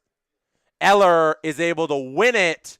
Montempallo doing his thing, winning a puck battle, trying to clear it, and the Sens do get it out of the zone. Beautiful stuff there off that draw. Sens have been dominant in the faceoff dot this game. Love their game in the faceoffs so far against the Canes. That's been a real strong point for them. Haven't lost to many this game. Gostis Norrisbear flips it in to the zone. Nothing doing there. Sens are going to come away with it. They're going to try and get a shot off here. Fanned on off of the rush. Flip back up over the center. And that's going to be an offside after that puck is flipped to center and they tried to enter the zone. Lot of back and forth. Oh, let's fix this clock here for you. 7:38. There you go. 7:38 on the clock.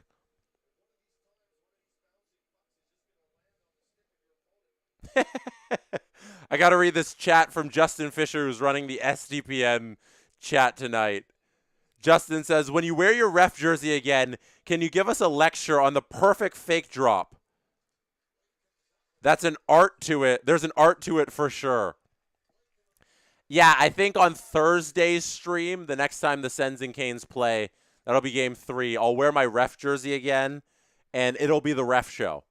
I'm going to be so annoying about how much we are there to watch these referees fake drop the puck because they seem to want all the attention. So I'm going to give it to them.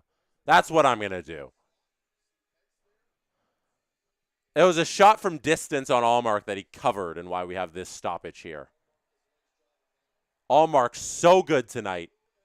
Freddie so good except for one shot tonight. Ref doesn't want to drop the puck. Finally does. Canes are going to win this back. Keandre Miller. That's a shot from the blue line. That's a little muffin that's caught by Linus Ullmark. 4 seconds of action there.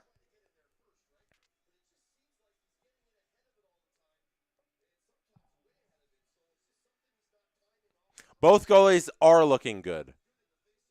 We are going to be here for a while. This is a defensive battle. Not a lot of pucks reaching the net, and if they are, they're low danger. Keandre Miller gets this puck again at the blue line. Shot on goal, nothing doing. This puck is up and over the glass at 7:12 of the overtime period. Anaheim is playing the Edmonton Oilers right now. The score in that game, if you are curious, is 0-0. I believe a goal was taken off the board by the Ducks. It looked like they scored earlier. The Dallas Stars are playing the Minnesota Wild right now. Is that the second intermission? And that game is tied 1-1. That game is not the route it was in game 1. That game's actually close this time. Svechnikov shot on goal. That's kicked away by Linus Ullmark. Puck still no longer in the zone. Sent down the ice. That is going to be an icing as Ottawa tried to clear it. And they cleared it just a little too far.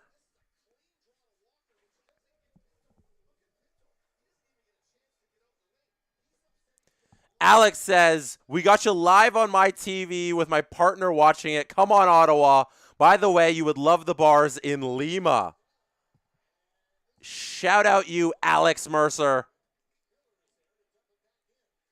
I'm glad I'm entertaining you on this Monday night as we reach closer to 11 p.m. Eastern Time. 6:30 remaining in this overtime period. We're all tied 2-2, but Jordan Stahl wants to end that with this little rush here. Drops it off for Augustus Norris Bear, who's not able to make a play. Jalen Chatfield, though, gets that puck back up top. He's stopped, trying to flip it towards the net. It's blocked. Ottawa's going the other way. They don't make anything of it. Brady Tkachuk, though, at center ice, turning it back towards Frederik Andersen. Here is a great play by Stützle. He stopped. Oh, my goodness. Stützle with the dangles of all dangles, and somehow it stays out. Brady Tkachuk, beautiful transition play at center ice. Oh my goodness! Stützle beat Freddie clean. He just didn't beat the post. Stützle almost scores the biggest goal of his life and one of the prettiest. He's able to sneak it right around the right pad of Frederik Andersen, who's all stretched out and on the ground. But he doesn't beat the far post. Beats the skate, beats the pad, beats every defender, but not the iron. Great play, Brady. Great play, Timmy. Just not able to finish it. My goodness.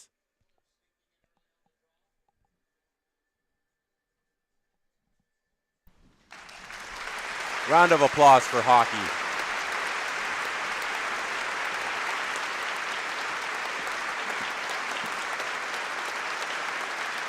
Here's a face-off that's won by the Canes, and they get it up the ice quickly. Svechnikov working the puck along the boards. Jarvis is looking for somebody. Sens are going to come away with it.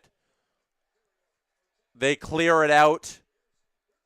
Ridley Grigg at the blue line. Ridley Grigg finds a man. That's Cousins in close. Stopped by Freddie. Ottawa's able to maintain the puck, though. Chabot with a shot. He's looking for a tip. He doesn't get it. It goes wide. Fogel's got it. Fogel falls down. Maintains possession, though. Sends it out front Freddie's able to make a save. Nobody knows where the puck is. It's behind the net. The Canes come away with it, and they're able to clear it. Seth Jarvis has the puck inside the blue line, sends it behind the net. Ottawa comes away with it there, flips it out back to center. Canes are going to slow down this action as Nikishin regroups. Sends it over to Blake at the red line, who flips it in. Blake's going to be able to keep this puck in the zone. It goes down into the corner. The Sens feed it back up. Amadio comes away with it in the neutral zone. Good little play there to dump the puck down into the zone for the Sens. Couple of them going for a change now, so the Canes are going to pick up this puck and turn it up. Turnover in the neutral zone, but puck goes back and forth between each team.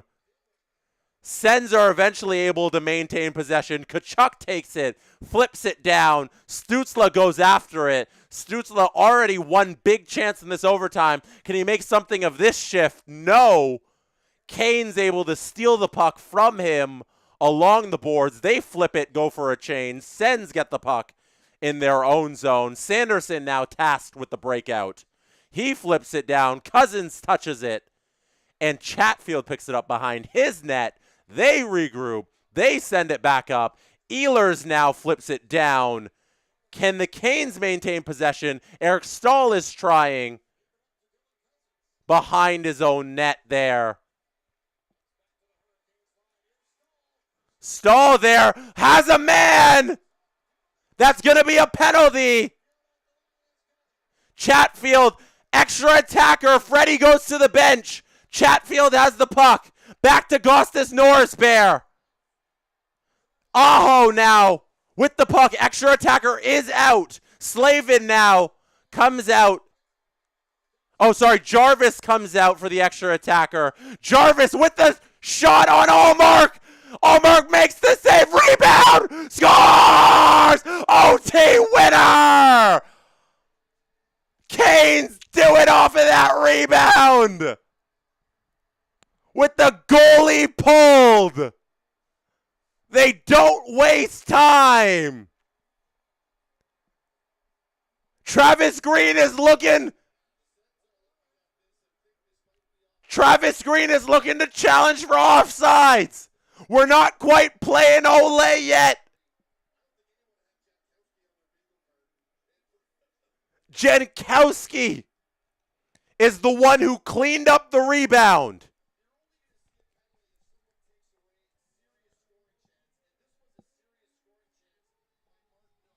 Jankowski is all over the rebound.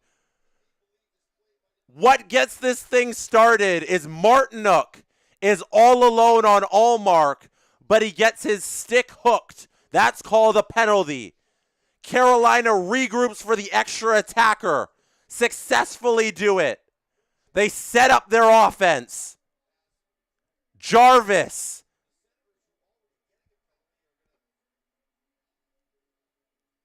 When he comes out for that extra attacker, he works his way down to the face-off dot on the right side of the ice, fires one at the pads of Linus Allmark.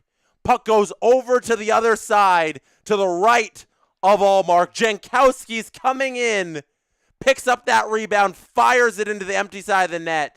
But we have a delay because they are indeed reviewing it for offside. Or if the puck went out of the zone when Jankowski kept it in. Blue White Flame says 5 nets at Freddy's. We are waiting here for the official call. What will it be? We want to play Ole. Uh-oh. Uh-oh. This is close at the line. They're saying Jordan Stahl may have been offside when they initially entered the zone on the Jankowski rush. We thought this thing was over. We thought it was good night, see ya on Thursday. See ya back at the Canadian Tire Center. But hold on, people. It looks like Stahl may have been over the blue line a smidge early. What will the refs call? The Situation Room back in Toronto's looking at it.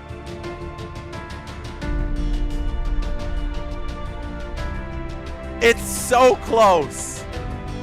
I don't know what it's going to be. Chat, what do you think? Goal? No goal? Are we going to play Olay, or are the Sens going to live another day?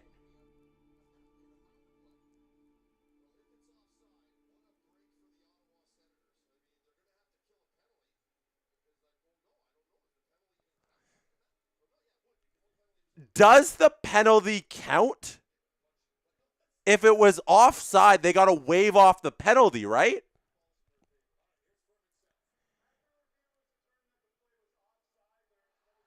After review, the play was determined that it's offside.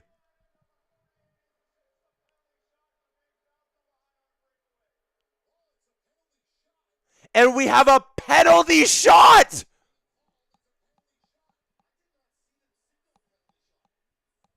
What?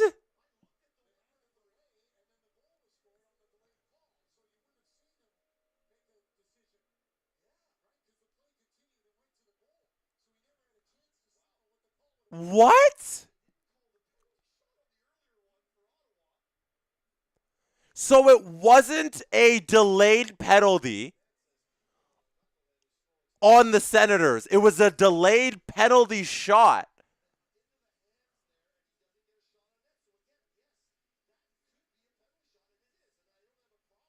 We're getting a penalty shot in OT after the offside?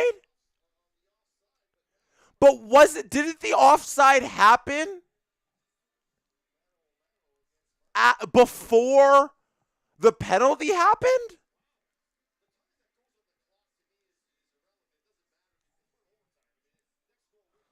What? That doesn't even make any sense.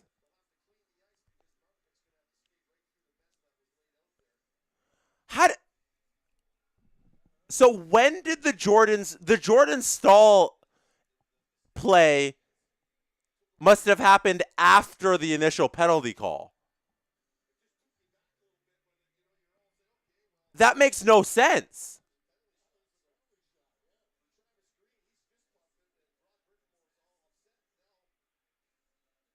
Because don't you have to erase everything that happened after the missed offside?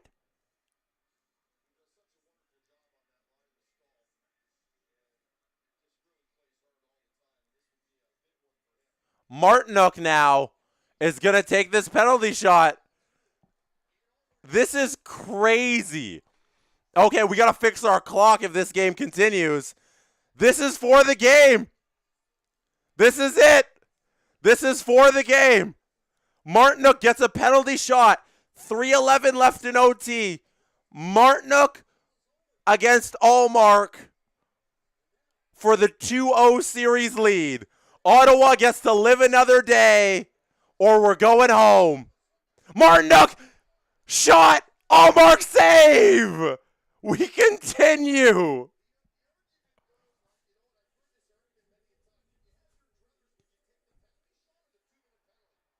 Linus Allmark, huge pad stop there.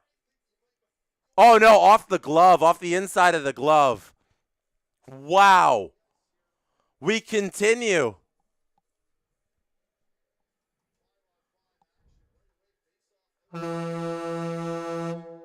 This game goes on. Okay, let's try and get this clock back. They're doing 3:11.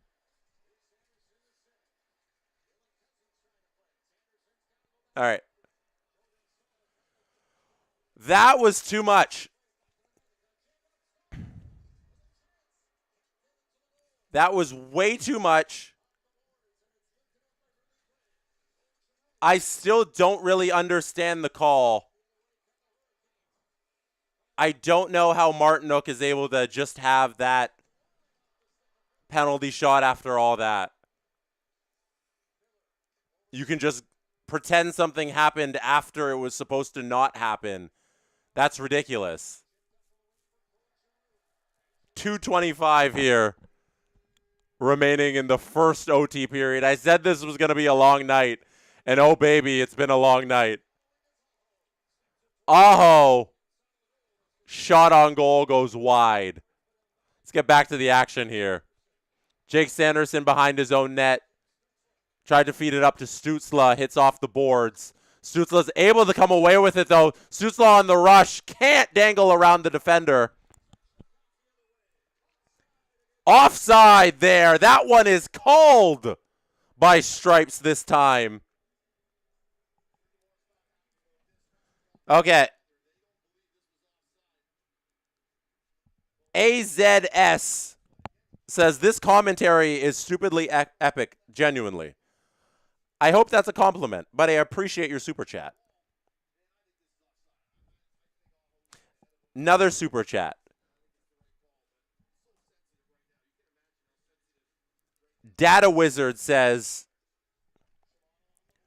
who wastes a perfectly good Diet Coke throwing it on the ice? Did somebody throw a Diet Coke on the ice? I must have missed that. Yeah, don't waste your drink. That probably cost them $8 at the arena. Probably an $8 Diet Coke they threw on the ice. Thank you for the super chat. One more. SLS98 says, can't remember if reviews ever had a big impact like this on a playoff game recently. Don't know if I'm a fan, to be honest. Feels very weird. Yeah. That was... I got to look at the rules after. We're going to have to discuss this on Wednesday's Steve Dangle podcast. We're going to have a full rule breakdown of what the hell went on there.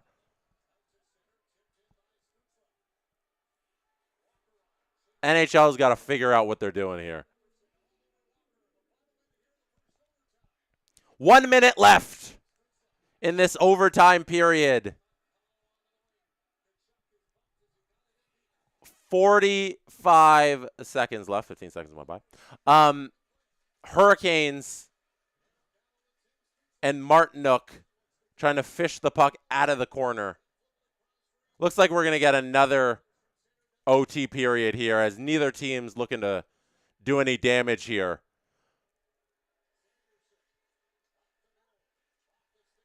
Ottawa can't break out, sends the puck to the Hurricanes, who can't enter the zone. And now Ottawa's going to turn the other way, and they're going to flip the puck to center, lose a battle there. Ottawa beats out the icing, but there's only 8 seconds left on the clock, so nothing doing there. Flip to center. 3, 2, 1. We are done with this overtime period. We are going to overtime number 2. Woo!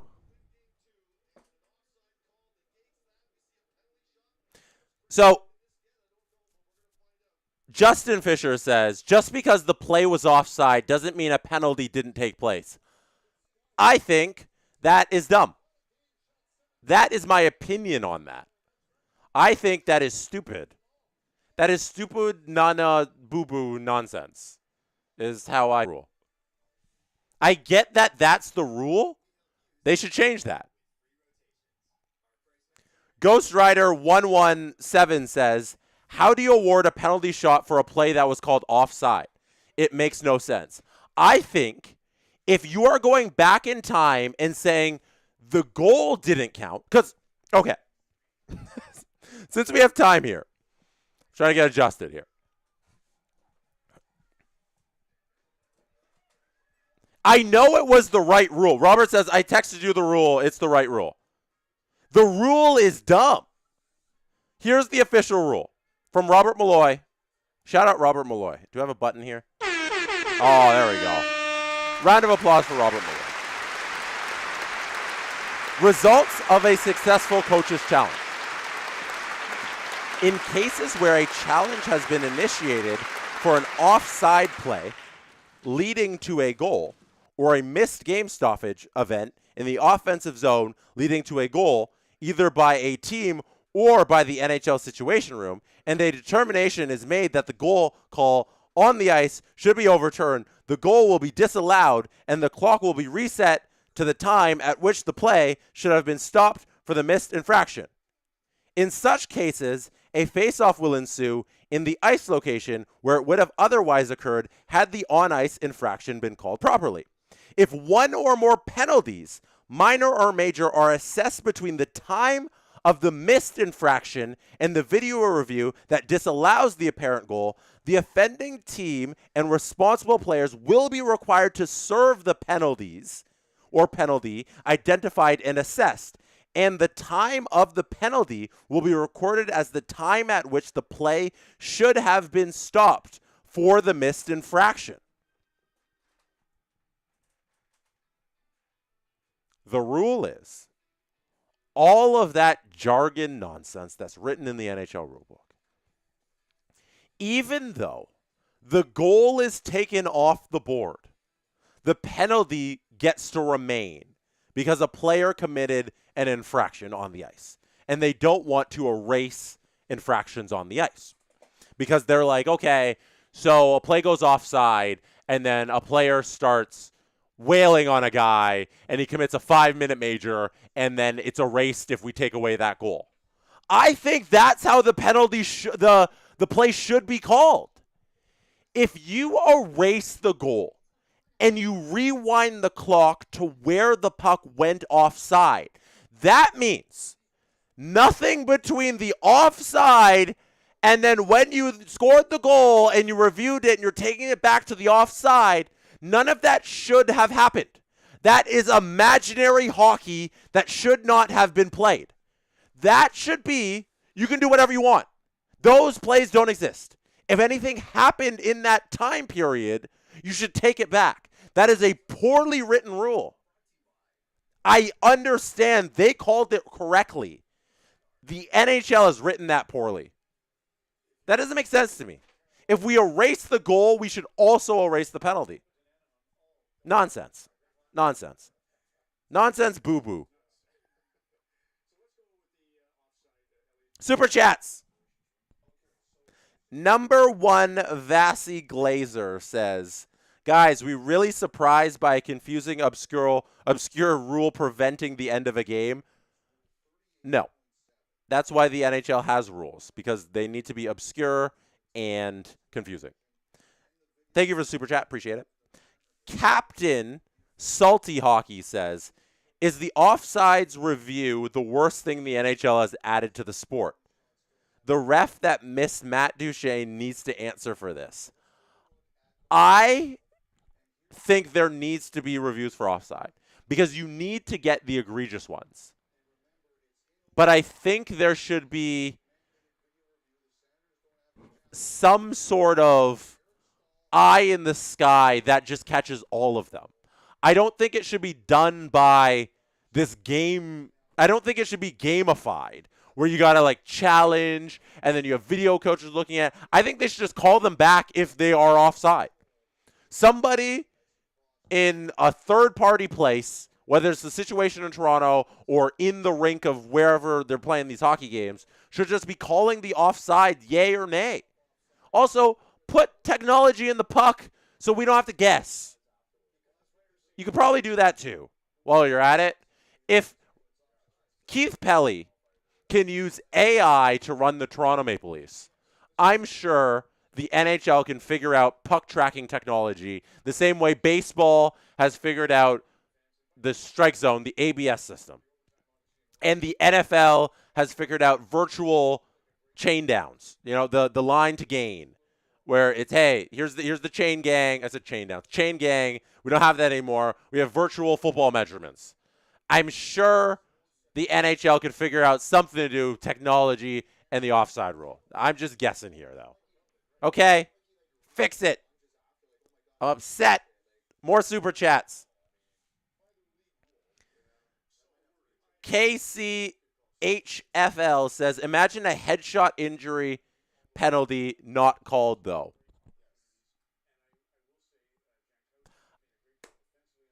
I think the odds of that are so infinitesimally low. I just honestly don't think it's going to be a 1 in a million case where like there's a major penalty that occurs in between a goal scoring and an offside call. Like this stuff, erase it. Erase it. No penalty. No penalty shot. Sedin Magic 1591 says, if you erase the goal, you erase the play. Yes, that's how I feel about that. Sorry, more super chats.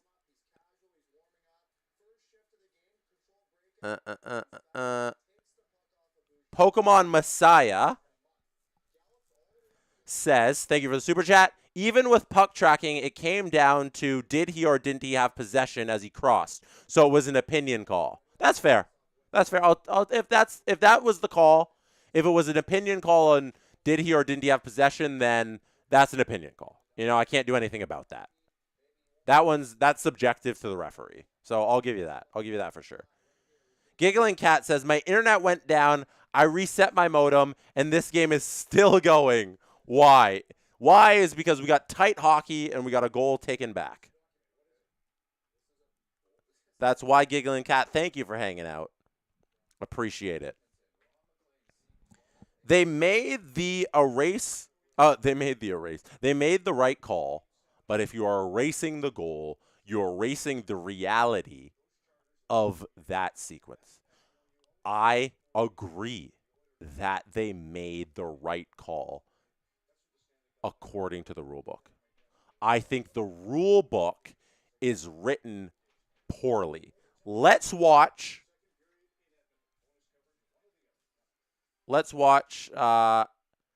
Wild and Stars as the Oilers here are in intermission.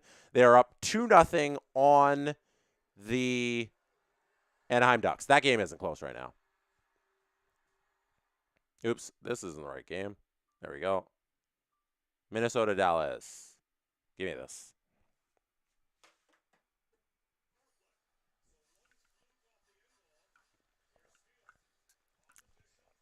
Val says, on the records, in what minute was the penalty if those minutes played don't exist?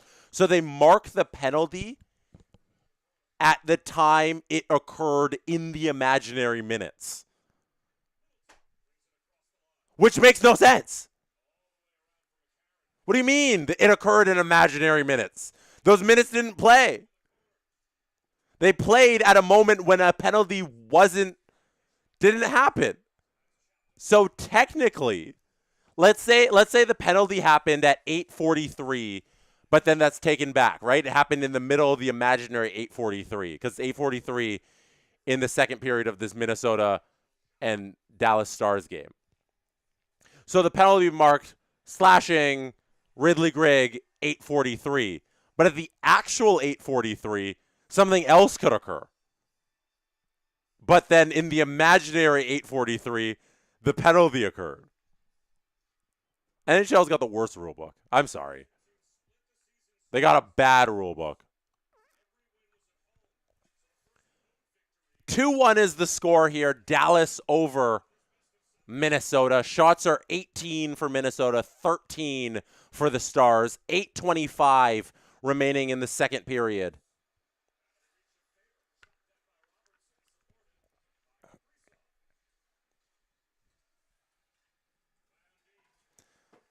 The Wild here trying to set up in the offensive zone. Hughes has it, feeds it over to his D partner who takes a shot on goal. Ottinger saves it. Good easy save there by Ottinger.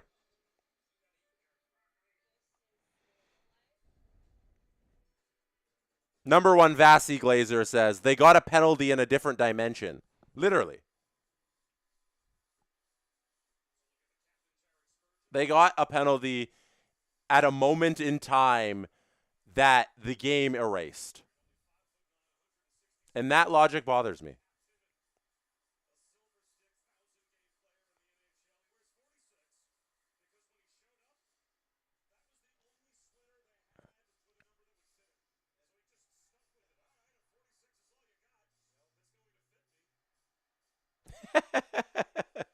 So Chase Kirby says, I had no idea you could stream more than once on a YouTube channel. Like, what Adam is doing also. Yeah, we have 2 streams going on simultaneously right now.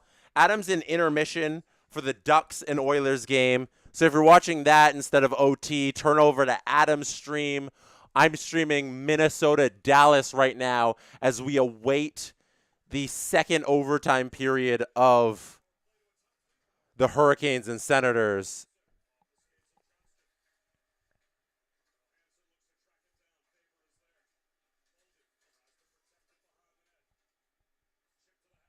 Adam has a prize to give away. Justin, what's Adam's prize for tonight?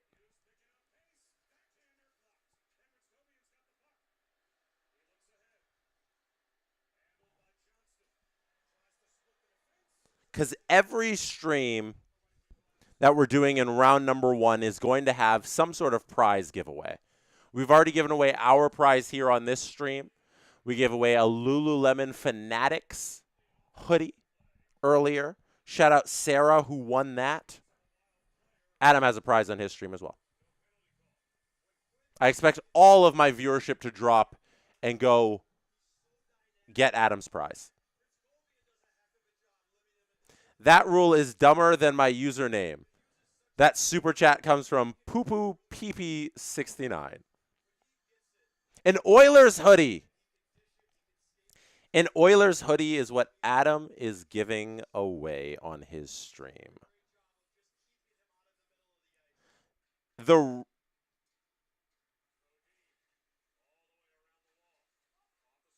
The record for OT, I gotta switch back the games. Sorry, I haven't really been calling Dallas, Minnesota. I know I said I was watching it, but I've just kind of had it here on the background, just interacting with you on chat. 93 Ryan 5 says, just looked on Google. 6 OT is the record for the playoffs. That happened in 1936. I say we do it. We go for 6 OT tonight. We might be able to get it done. I've already streamed a 19-inning baseball game. If you weren't around for my Blue Jays World Series streams, I did do the World Series game that went 19 hours. I think I streamed for 7 consecutive hours. I forgot the final time. It was like 6:58. I was like 2 minutes short of 7 hours continuously. Here's another super chat. Number 1 Vasi Glazer says, only the NHL makes routine rules into philosophical debates about space and time. Yeah, now we're debating the imaginary time that was given up between the offside call and the non-call and the goal and the penalty and everything. Only in hockey. Another super chat here. C Showtime says, this league isn't a real league. What constitutes possession if that isn't it? We haven't even gotten to that. Like, I have had no problem with the actual call of offside, and maybe I should.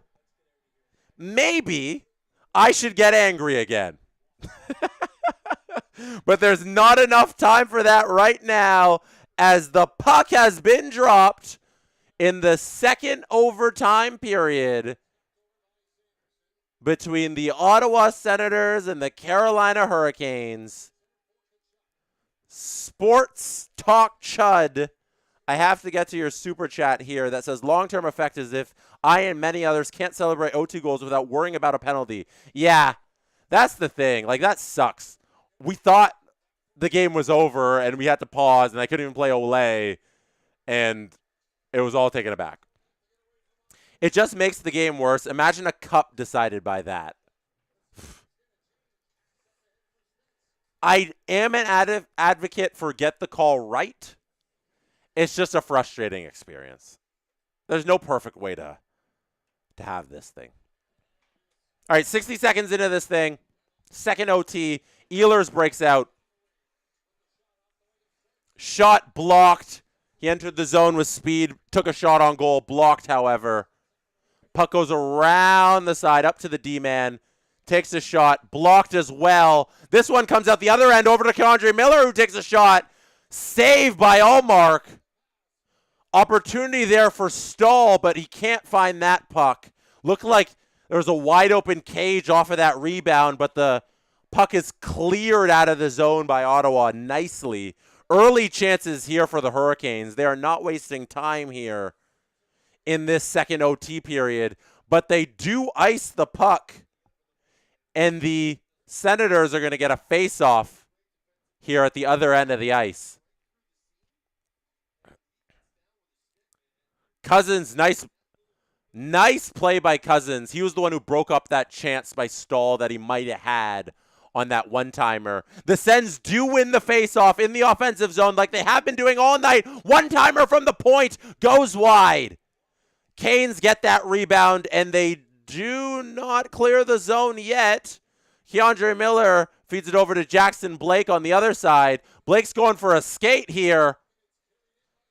Stankoven doing the stanky leg into the zone. His shot from the slot is blocked, as many shots in this game are. And now Spence has the puck behind Linus Allmark, and he's going to take his time as bodies go from bench to ice to bench to ice, and they change to get fresh legs out there. Eller over to Spence. They tip it in. Zetterlund's the one who does the little tip, and it goes right to Freddie Anderson, who covers the puck.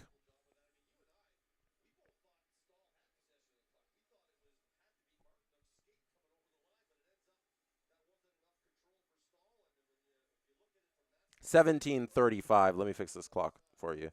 I wish it was 17:38. We could start saying Fetty Wap.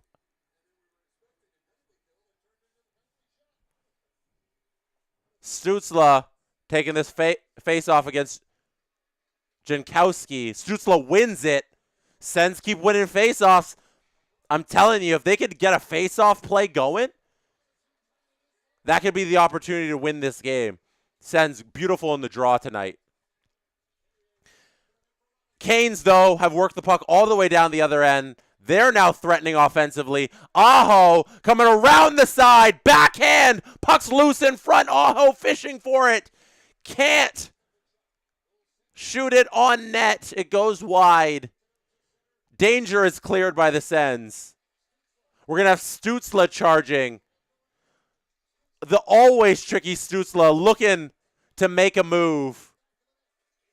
They shoot it towards the net. Tkachuk can't pick up that rebound, but Tkachuk has the puck behind the net, tries to feed it in front to the slot, goes through everybody and out the zone. Sanderson picks it up at center ice there. We got to get this clock going. There we go. Ridley Grigg, board battle, won, but covered by Anderson as the puck squeaks towards him. Slavin hit Tkachuk hard on that last play when he was working behind the net.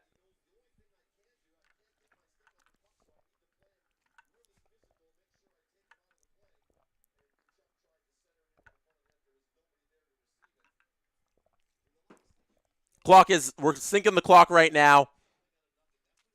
We're going to kickstart it when my screen hits 16:23 or 16:21, and the clock will start going. There we are. We are synced up. Oh, no, I'm not synced up. There we go. Okay, it's going. Amazing. The time on the screen here is the time on my television screen if you want to sync up at home. Senators are going to have the puck behind their own net. Let's see if they can do anything with it. As they can't clear, yes, they do clear the zone. Here comes Shabbat over the blue line.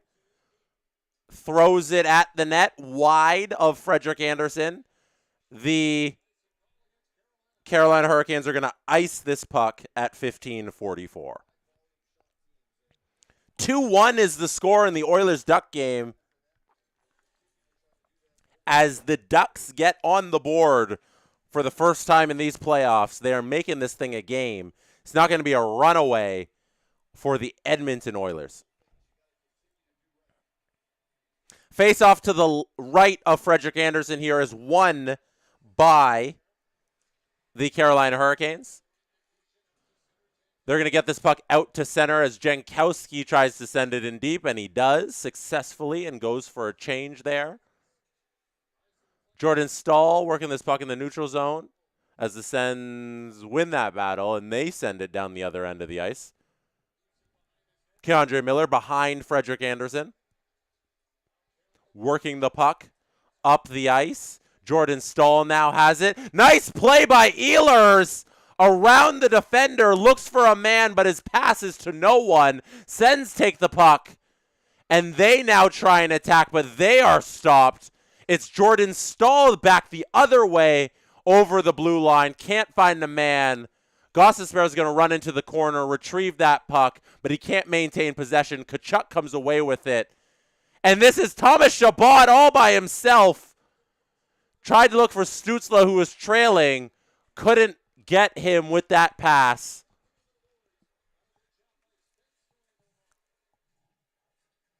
Slowed down action here as Pinto sends the puck in deep. Pinto around the back of the net. Worked up to the blue line. Montemppalo with it. Svechnikov gets it along the boards. He's able to feed it over to the neutral zone. The Hurricanes send it in deep. Aho gets it off of the boards. Back up to the blue line. Far side. Gostisbehere loses it. A little dangerous there, but thankfully had some help to maintain possession. Hurricanes go for a change. Behind the net, the Sens set up once again. Is that going to be an icing call? Yes, it is. Ottawa ices the puck as they try and break out there. We have a super chat by Francois Lebel that says Stützle will be in the 28 Summer Olympics. He's Germany's captain of the diving team. We support all dad jokes in the chat. We support dad jokes in the chat. Draw is won by the Hurricanes, but possession comes back out to center ice. Walker, Stankoven, shot, save, Allmark. Stankoven looking dangerous with that shot, but Allmark is a little better with that one. 2-2. Troy Terry and Leo Carlsson with the goals for the Ducks. Oilers and Ducks tied 2-2, 14-15 left in the second period there.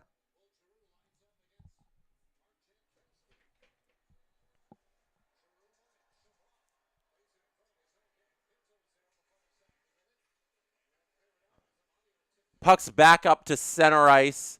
After that, face-offs won by the Ottawa Senators. Resyncing this clock for you. There you go. Ottawa playing some good defense here, not allowing the Canes to enter the zone. Chabot falls on his face, but thankfully no one is there for the Hurricanes to pick up that puck on that Chabot fall. Freddie catches a long shot and keeps the puck moving, passes it to his Canes players who can't really do anything with it. Martinook clears it out of the zone. Stützle here with speed. Every time Stützle touches the puck, it looks like he has some sort of speed, and he's racing up the ice. Tkachuk throws one on net. Good Good thinking by Tkachuk just to throw anything towards the goal. It hits off Freddie's pad. It's easily saved, but good idea there. Tkachuk there with the puck along the side of the net. Throws it out front. Nothing doing there either. Puck goes all the way back down the other end of the ice. Jake Sanderson now with the breakout for the Sens. Sens dump it in deep. Jarvis retrieves it. Aho plays it at center ice. Jarvis is with him. He's got it along the boards. Behind the net, the puck works. Ottawa's going to win that battle as the Hurricanes back off and play this puck back up to center ice. But Jarvis comes down the other way, steals it, but nothing doing there either. Great defense by the Sens once again. Amadio, fantastic defense. Solid stuff by the Sens. Great team defense. Sports Talk Chud says, I'm a neutral fan and this is giving me a heart attack. You're telling me there's a great chance in the slot? Nothing doing there, as that's a great save on a Taylor Hall shot. Taylor Hall, a nice move over Gilbert, but Ullmark, perfect position with the pad save. Hart Trophy winner, Taylor Hall, stole a Hart Trophy from Nathan MacKinnon. I'm on the side that Nathan MacKinnon should have won the trophy that year. I know some people think it should have been Hall. Some people think it should have been McDavid. I think it should have been MacKinnon that year. That's where I'm going to stand with history. Carrier is able to win a puck battle along the boards. Kane's threatening here. Looking a little dangerous, trying to get to the net, but beautiful stuff by Montempalo to get down on the ice and block that shot.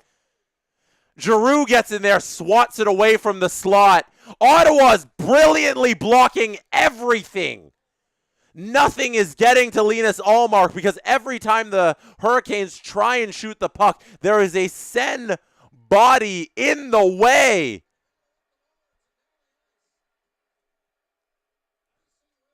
Icing is waved off as the Sens send it down the ice, and Walker goes and sits behind Freddie for the breakout. Well done, Ottawa. Great defense on that threat by the Hurricanes. Here's Chatfield sending the puck into the crowd. It's going to be a face-off in the Hurricane zone. Sedin Magic 1519 says, you didn't have breakfast plans, did you? Because I have a feeling they're still going to be playing. Yeah, this game is never ending. This game is never ending. Shout out Joe, who says, great job, Jesse. So much fun on a Monday night. I'm only having fun because all of you are here with me right now. If you have not hit like on this video, hit like. If you've not hit subscribe on the channel, hit subscribe. This is only a good time because you are watching. If I would just be streaming to nobody if you weren't here. I'd just be yelling at nobody in my room. And that'd be it. It'd be me all alone. We have the ice scrape, the ceremonial ice scrape that happens at the midpoint of every overtime. Shall we get out our friends for a little entertainment during this ice scrape? Jake Sanderson leads in total ice time in this game. Jake Sanderson has played 41 minutes and 16 seconds. That is crazy. I'm going to play you. Actually, I'm not going to play you anything. Giraffe has insisted on coming out and whipping and nay-naying, so Giraffe will do that. And yes, there is the frame rate dropping sheep right there who cannot dance any slower. Yeah, right on my hand. There we go. There we go. Do your thing.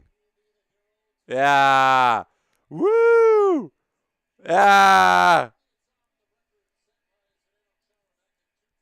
That is your ice scrape entertainment, courtesy of the Dancing Animal Squad, better known as the DOS around these parts. Face-off is won again by the Ottawa Senators as the ceremonial ice scrape is done. Batherson is in the corner, trying to get the puck back to his D-man. Can't do it. Carolina's going to get this puck and send it to center ice and then dump it once they reach the red line. Ottawa's going to retrieve it and do the same thing the other way, except they are not going to reach the red line, and it is going to be icing. Very important face-off coming here at the other end of the ice. Dare I play this?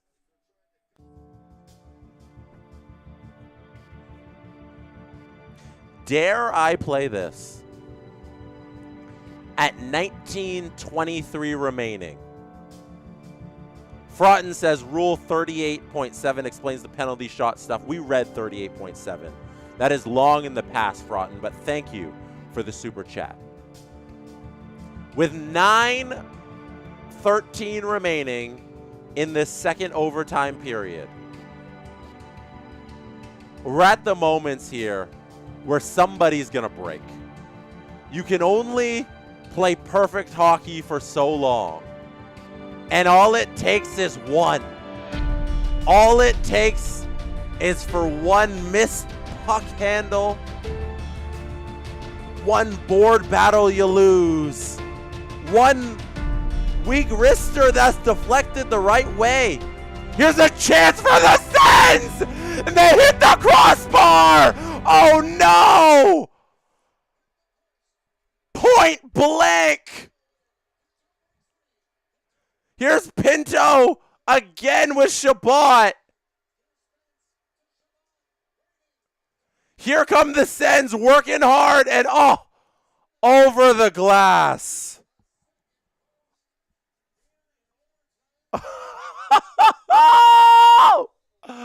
Amadio was one-on-one with Frederick Anderson. Amadio and Freddie, and that's it. Nobody else in the world was there. And it hits off the top of Freddie's glove and then off the post. Freddie got a piece of that. Freddie got a piece of that. That is unbelievable. Ottawa wins this face-off draw after that shot went over the glass, but it doesn't look like they're going to maintain possession in the zone here. Carolina, oh no, they don't quite clear it. There we go. Carolina does clear the puck back to center ice, and they're going to try and get something going the other way after Ottawa almost scores there. Amadio, golden opportunity to end this thing and send us all to Adam's stream. Because you're not going to bed. You're staying up. You're watching Ducks Oilers right after you're watching Eller shoot this puck over the net. Gilbert sends it down low. He's able to get that puck. Nikishin spins it. Here's Stankoven coming in all alone. His shot is tipped and blocked, but it's held out on the line by Taylor Hall. Blake, what a nice move around the defender, but another Senator gets in the way. Great defense by the Sens there. Sedin Magic says, Fishy Freddie does it again. Freddie has kept this game alive a number of times. Sens here threatening. They backhand one towards the net. Sanderson misses with that attempt. Taylor Hall gets the puck that squeaks out. Taylor Hall all in alone on Allmark. Save, Allmark, pad save. Great chance by Taylor Hall, and he's stopped by Linus Allmark. Stall now. Again, Martinook can't find that puck. Martinook, pass into the feet. Can't get it. Back up to Keandre Miller. Shot from the point. Doesn't get through to Allmark. Kachuk laying his body on the line there. Ehlers to Martinook. Martinook scores! Martinook from the slot. Wires it past Linus Allmark. And we have called it a night. We won't be challenging that one. That one was clean into the back of the net. Somebody play Olay. Martinook finally gets the goal that was taken off the board.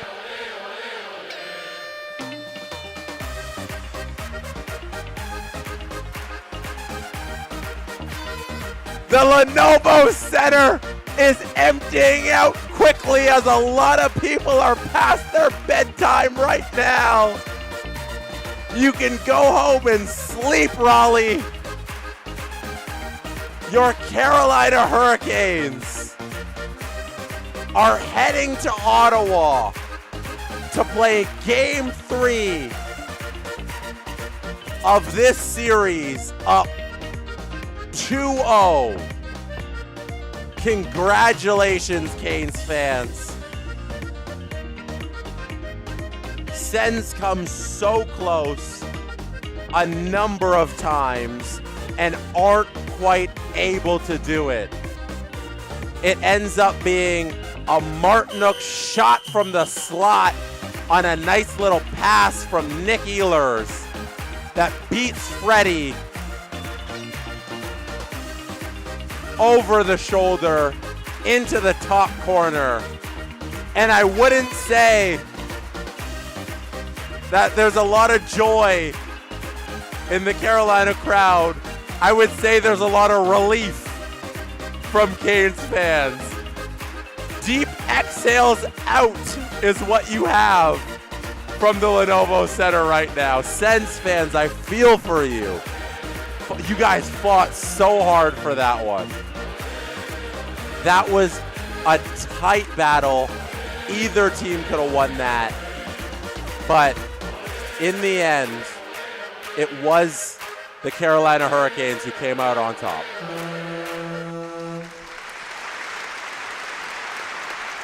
I have to shout out Giggling Cat, who dropped a $10 super chat that says, thank God. Thank God we can all go watch Ducks and Oilers.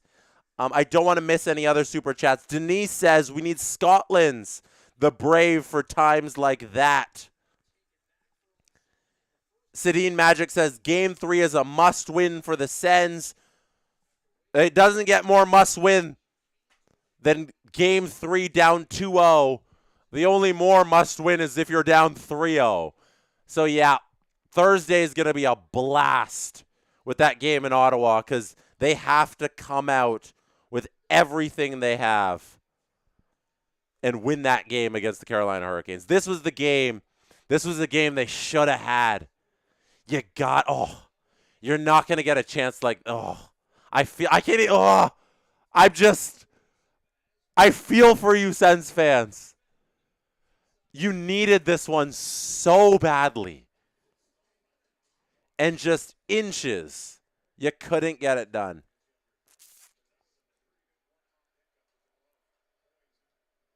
I'll be back on Thursday. Hit like on this stream on your way out. Please, thank you.